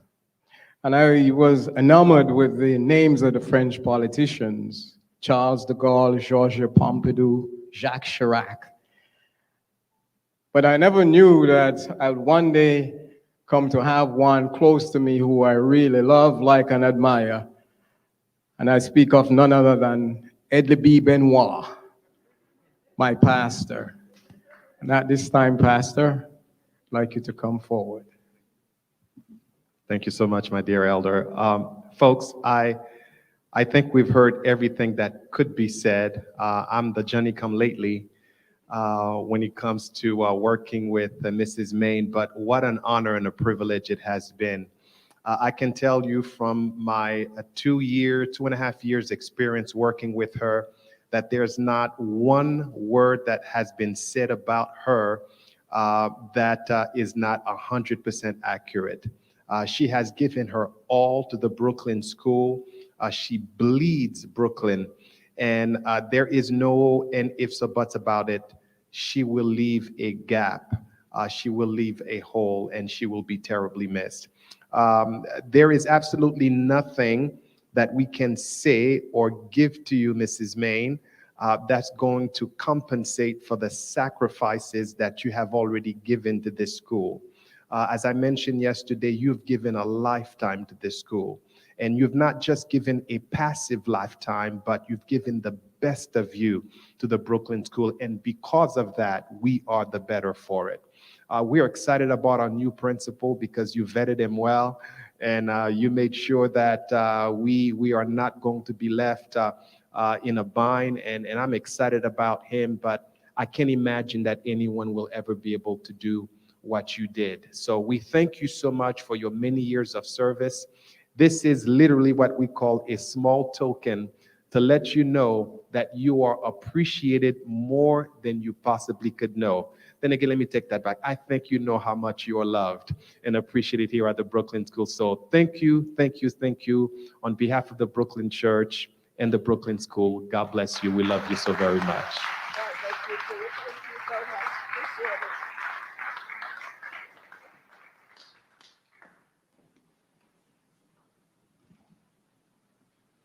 You know, it's always wonderful when folks come home, really come home.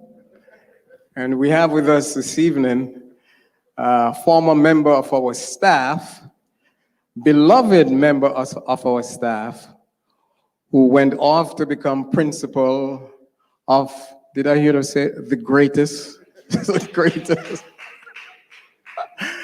But Mrs. Mitchell and Pastor Mitchell and the Mitchell family are near and dear to the Brooklyn church. When they first came to New York, they came straight to Brooklyn, spent a number of years here.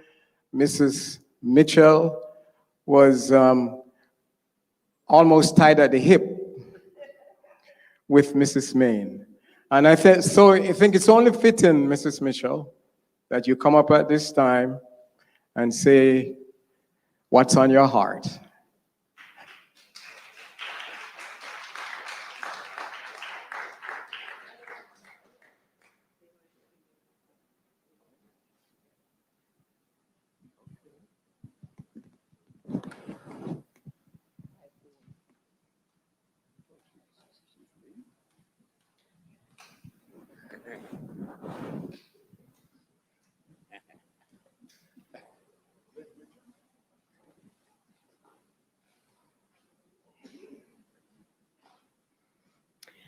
I will forego the formalities and I will just say good afternoon, everyone, or good evening, whatever time of day it is.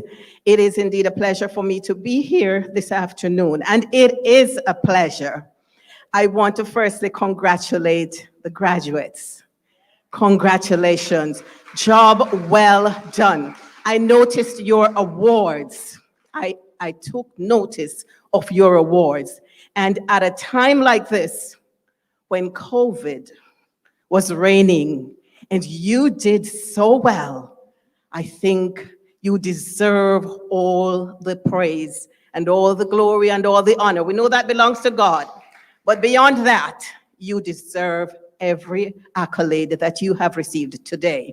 And I would also like to say thank you to the parents who worked with them, because I know it wasn't just them on their own, but it was a job well done by you, the parents. A tremendous job to maintain the discipline in your children as you maneuvered COVID-19. And again, I say it's a distinct pleasure for me to be here this evening to congratulate your outgoing principal, Mrs. Laura Main. 32 years here at the Brooklyn Seventh-day Adventist School. Congratulations, Mrs. Main, on your retirement. You are going to love it. It's awesome, awesome, awesome. Just take a break, a little breather, and then beyond that, you're going to be just fine. We, meaning Laura Main, my husband, and Laura's husband, come from a long way, a long journey. We've come on a long journey together. My husband participated in her wedding ceremony many, many years ago. We attended Andrews University together, and we served here, as you heard before, at the Brooklyn Seventh-day Adventist School together. For 8 years, we were here together. And as Brother Dice said, we were kind of joined at the hip. And even though I wasn't here for so many years, we were still joined at the hip, and we're still joined at the hip. If I need, I call. And now that I am retired, I've been retired, I didn't call because I said, I know with COVID, things are so rough, I'll text her. When she has an opportunity, she'll respond to me if it needs a call or a text message. However, I want to say, Mrs. Main, Brooklyn School thanks you for your dedicated and excellent service over the years. My 2 daughters in particular, thank you for your outstanding educational acumen, so that when they were in your class, in the 5th grade and one in the 6th grade, You were able to do such a tremendous job with them. Because of that, I have an MD and I have a nurse's degree. Because Mrs. Main worked with my children, and I say from time to time, I have an MD because my daughter has an MD. I have a nursing degree because my other daughter has a nursing degree. Whatever they have, I have. So parents, whatever your children have, you have it too. When my daughter graduated from Oakwood University, she walked to me and she handed me her diploma. And she said, "Mommy, this is yours." She didn't give me her degree when she graduated from Loma Linda University, but that's all right. She needed that. She needed to have that with her. But I promise you, those of you who are here today, and if anyone is in the hearing of my voice looking for a school, Brooklyn Seventh-day Adventist School, elementary school. This is where you put your children, because not only do they receive an excellent education, academic education, but they also receive a walk with Christ. They're led to Christ. So again, thank you, Mrs. Main. My children have never forgotten you, and I won't let them. We all worked together. We all served together. We ate together. We played together. We did a lot of things together. And in as much as you will be returning to the beautiful island of Jamaica, I promise you, we will still be in touch, and we won't let everybody know our business, but we will be okay, and you will be okay. And I just want to say thank you so much for being the friend that you are and the dedicated person that you are. I'm going to turn over to my husband so he can speak for a minute. After all that she has said, there's nothing left for me to say. But just want to say to Mrs. Main how much I appreciate what you have been, the role you've played in my children's life, my daughter's life, and the relationship we've had going back to Portland over the years when Mr. Main was principal at Portland High School. I was on the school board at that time, when we were at Andrews together, where your house was mine, mine was yours. We came into Brooklyn, we in Brooklyn, you in the Bronx, and there was still that continued relationship. You have made a tremendous impact on my children and on us, and I want to say to you, Godspeed and God be with you as you move forward. I'd like also to congratulate the students on their graduation, and let me particularly mention one who is a member of my church, Shaden. I'm proud of you. I'm happy for you today. With that, again, Mrs. Main, we will find, Jamaica is just not far away. Portland is home for us, so you know what that means. We look forward to our continued relationship. May God bless you as we continue together. Thank you, Mrs. Main, and God bless.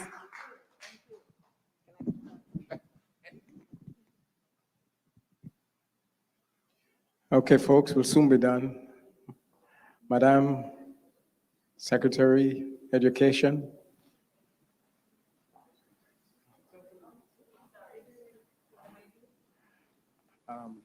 Tribute to Laura. Oh, yeah.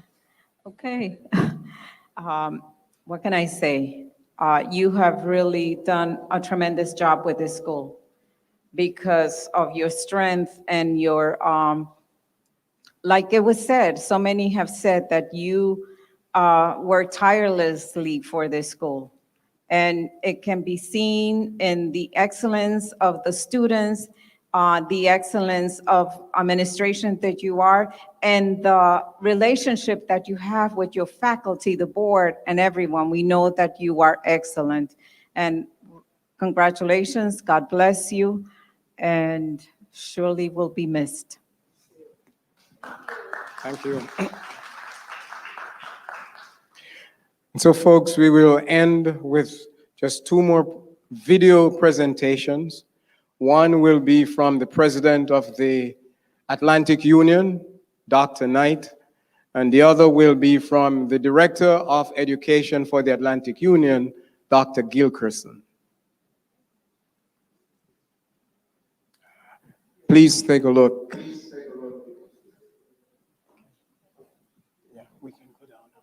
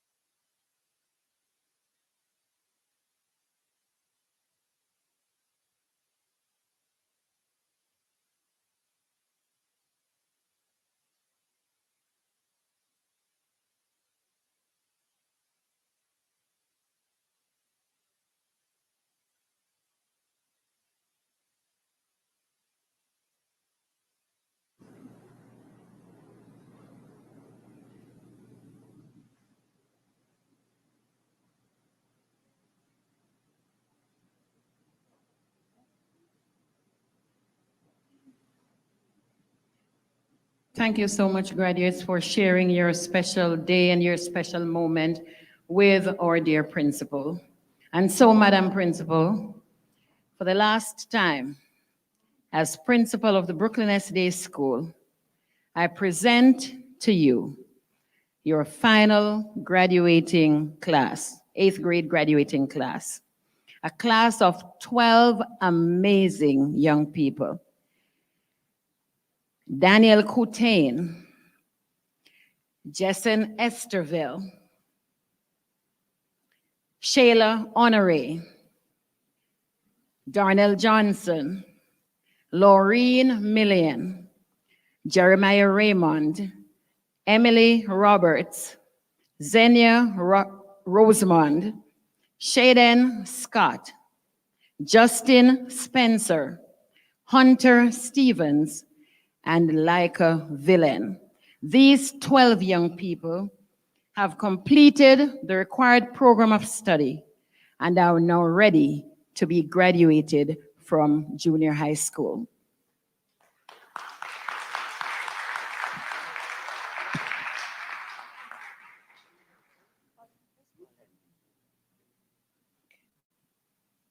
So as I call your name, graduates, You will come and receive your diploma, and you would have now become graduates of the Brooklyn School. Daniel Coutain.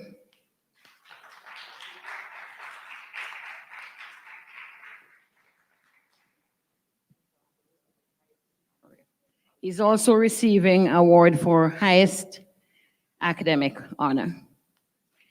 Jessen Esterville, also receiving award for highest academic honor. Shayla Honore.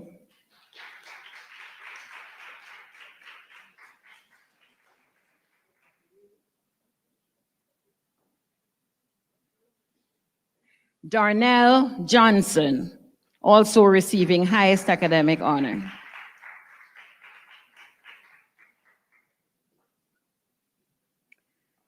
Laureen Millian, also receiving academic honors, highest academic honor.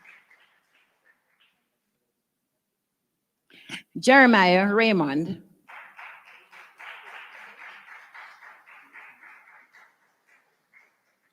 Emily Roberts.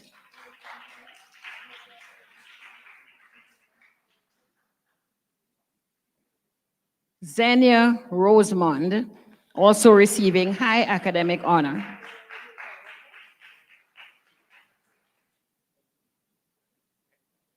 Shaden Scott.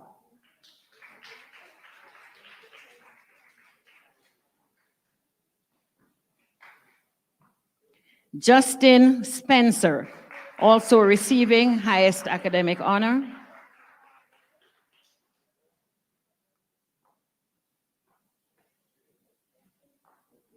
Hunter Stevens.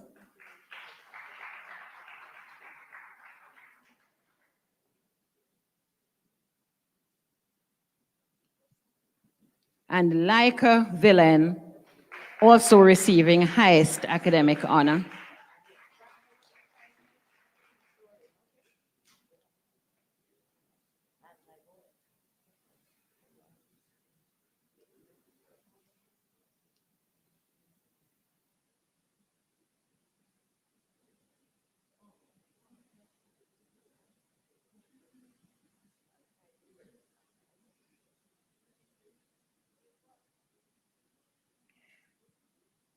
Congratulations, class of 2021.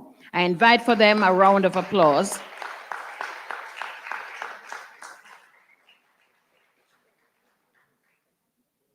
I'm going to invite now our assistant chaplain of the class, Mr. Esterville, to come forward and do what he has to do.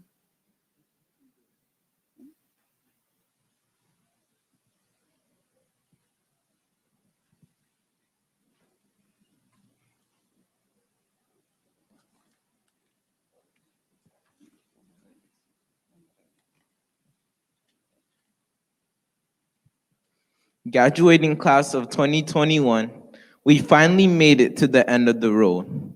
My name is Justin Esterville, and I stand here before you all this evening to thank you all for making this journey an unforgettable and enjoyable one. Thank you for taking the time out of your schedules to come celebrate this achievement with us. I want to give a special thanks to our speaker, Dr. Harrigan, for telling us to learn from our mistakes, because we will, but make sure to keep the triple C's in our minds. As Mrs. Barrett likes to call it, that's my little nugget. We will remember you all, and definitely this school. The school I spent 10 years of my life in, the Brooklyn Seventh-day Adventist School. Again, thank you all, and have a great rest of your evening.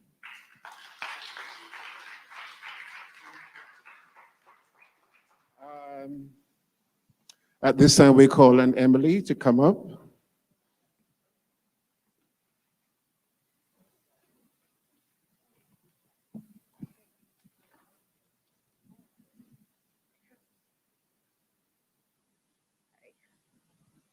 To Mrs. Barrett, This is a token of our appreciation from the class of 2021.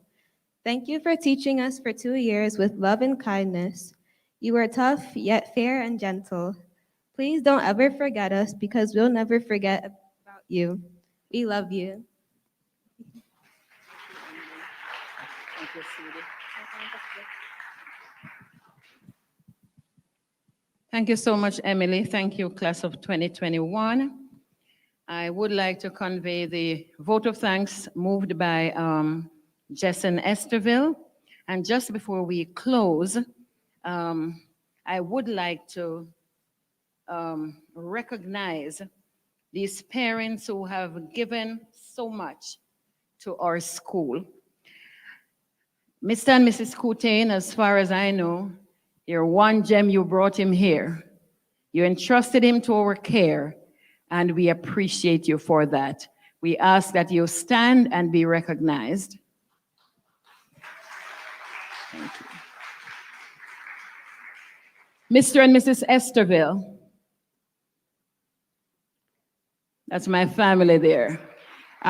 They have entrusted 1, 2, 3 boys to our care, and even though there's one left to go, we wanted to recognize you this evening. Thank you for your support of the Brooklyn SDA School. This is son number 3 that we are graduating, and we want you to know we truly appreciate you. Stand, Mrs. Esterville, and be recognized. Stand with your husband. Thank you. Mr. and Mrs. Honore, you have sent us your precious gem in Shayla. You gave us Cliffy first. We graduated him. You gave us Shayla, and we are so happy that she's graduating this evening. Thank you for lending us your precious gem for the time she did. Thank you. Mr. and Mrs. Johnson, please stand and be recognized. You have given us Denisha. We graduated her with highest honors. You gave us Terrell. We graduated him with highest honor. And your baby, last one, well, let me not say, as far as we know, Darnell Johnson, the president of the class, is your last baby that you sent to us. And we are so grateful to you. Not only did you send your children to us to be educated, but you worked so hard with our school, Mrs. Johnson and Mr. Johnson. And we want you to know that we appreciate you. Please know that you are recognized and you're appreciated. Thank you. Lauren's mom, Miss Noel, and daddy, please stand and be recognized. You gave us Corinne, we graduated her, and this is your baby. And you gave us Laureen, who we are graduating today again with highest honors. We thank you for having sent them to us. We appreciate you. Mr. and Mrs. Raymond, will you stand and be recognized, please? Thank you so much for giving us your baby, Jeremiah, for the years that he's been here. We appreciate this and we thank you. Mr. and Mrs. Roberts. Okay. Thank you so much. You have given us all your babies too. We had Daniel. He graduated from your highest honors. Emily's here with us. We're graduating Emily today. And we have one little one way down. And I don't know if I'll be around, but I want you to know that we appreciate you for having sent your children to us and to have entrusted them in our care. Thank you. Mr. and Mrs. Roseman, could you stand, please, and be recognized? Thank you so much for sending your beautiful baby to us for these 2 years to care, not 2 years, but for all the years she was here. And we recognize and we appreciate you for having sent her to us for the time that she has been here. Thank you. Mr. and Mrs. Scott, are you here? Mr. and Mrs. Scott, Mrs. Scott, I see you. Thank you so much for having loaned Shaden to us for these years. We appreciate you and we want you to know that we recognize you for having sent him to us. Thank you. Miss Thompson, where are you? We thank you so much. Your one and only baby, you sent him to us. And although we only had him for 2 years, but we appreciate the trust that you placed in us. I want you to know we appreciate you, and we want you to know that we recognize you for doing this. Thank you so much. Miss Wright, I think I saw you earlier. Miss Wright, and I don't know if Dad is here. Thank you for sending us Hunter. We were able to mold him for these years, and we saw great improvements, and we are so happy that you entrusted your son in our care. Please know that you're appreciated. Thank you. And Mr. and Mrs. Villain family, thank you so much. You gave us this baby for how many years now? 10 years? And we appreciate you so much for having loaned her to us, for having entrusted her to our care, so we had an opportunity to help in her training. An awesome young lady who has worked hard, worked well, and we just say congratulations, and we thank you for having sent her to our school. And so my final words, my dear students. I watched a graduation program recently for my granddaughter in Florida, and the gentleman who spoke said he had a conversation with some seniors, graduating seniors, and these are some of the things they said. They said that they believed in authentic friendship, and the speaker admonished the young people to invest in authentic friendship. You have formed some authentic friendships here at the Brooklyn School. Invest in those. Spend time with that. Social media, the children said, is overrated. Real life happens outside of social media. I want you to remember that one. Real life happens outside of social media. And the last thing was family really matters. And even when they get on top of your nerves and drive you crazy, and when you get on top of their nerves and drive them crazy, remember that family matters. They are the ones who will always be there for you. And so finally, my dear students, always remember all that we tried to teach you here at the Brooklyn School, lessons for life. Always remember them. And every time you come upon a roadblock, just stop and remember some of the gems you learned here. Most of all, Jeremiah 29, verse 11, that's your verse. And I want you to always remember that you know that God has a plan for your life. And the plan that he has for you is to prosper you, to give you a future and hope. And that's what I'm sending you off on, that God promises, and he will. He's faithful to his promises. You have a future and hope. And so I'm going to invite you to come now as you tell us about your now.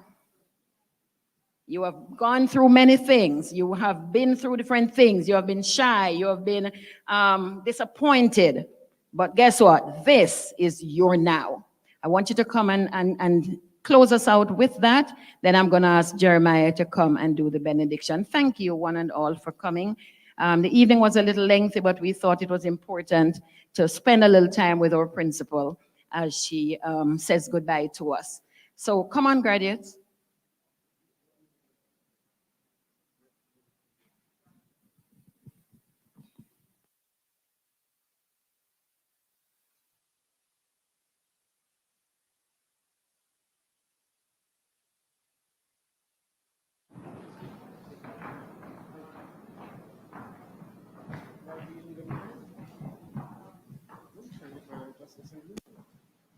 Take off the mask, everybody.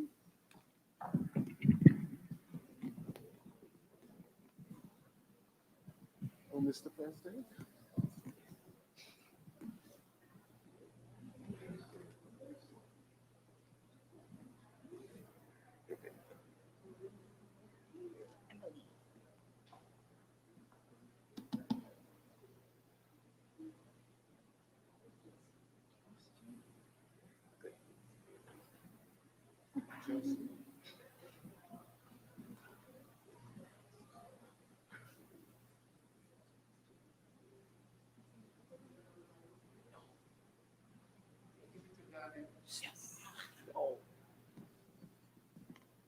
Just, Mr. President, you need to get on. I can't get it out. Okay, guys, you have to sing. Just press the button.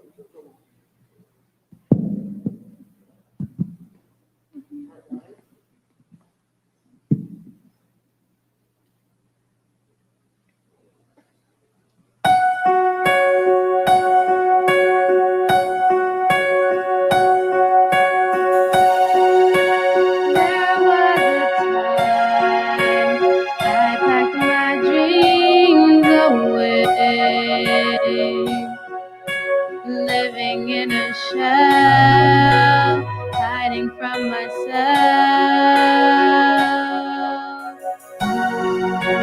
There was a time when I was so afraid.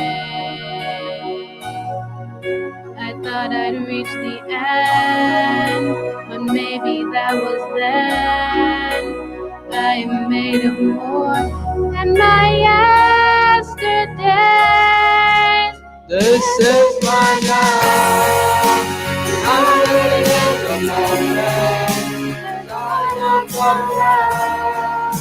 I can't believe the love I see. God here behind me. Gone are the shadows and doubt that was there. This is my now. Have to decide, was I gonna make it stay? Was something deep inside will try to turn the tide, to find the strength to take that step of faith.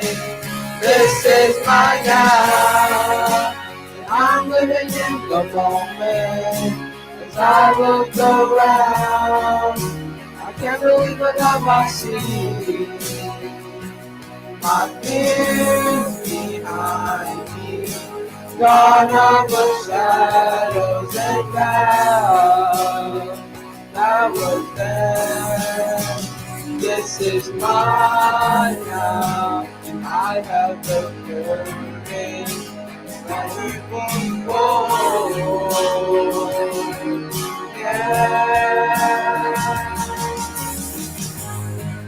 I've settled for less, and I'm ready for more, ready for more.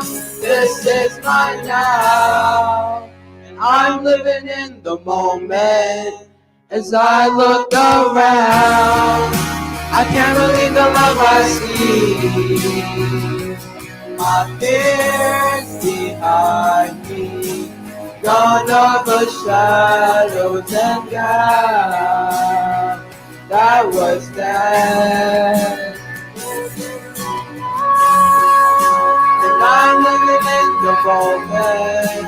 As I look around, I can't believe the love I see. My fears behind me, gone are the shadows and doubt that was there. This is mine now.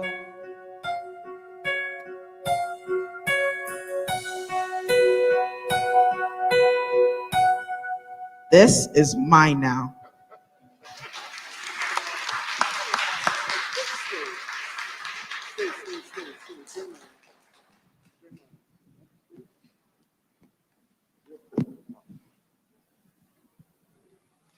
I would like to ask everyone to stand, please.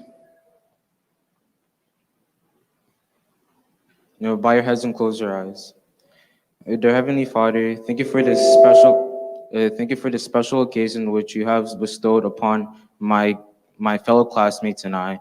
And please be with us as we go throughout our lives, and please be with us throughout this this difficult year of COVID-19, and please be with us throughout our new beginning in high school. Please be with us, and please be with us throughout the future. And in Jesus' name I do pray, amen.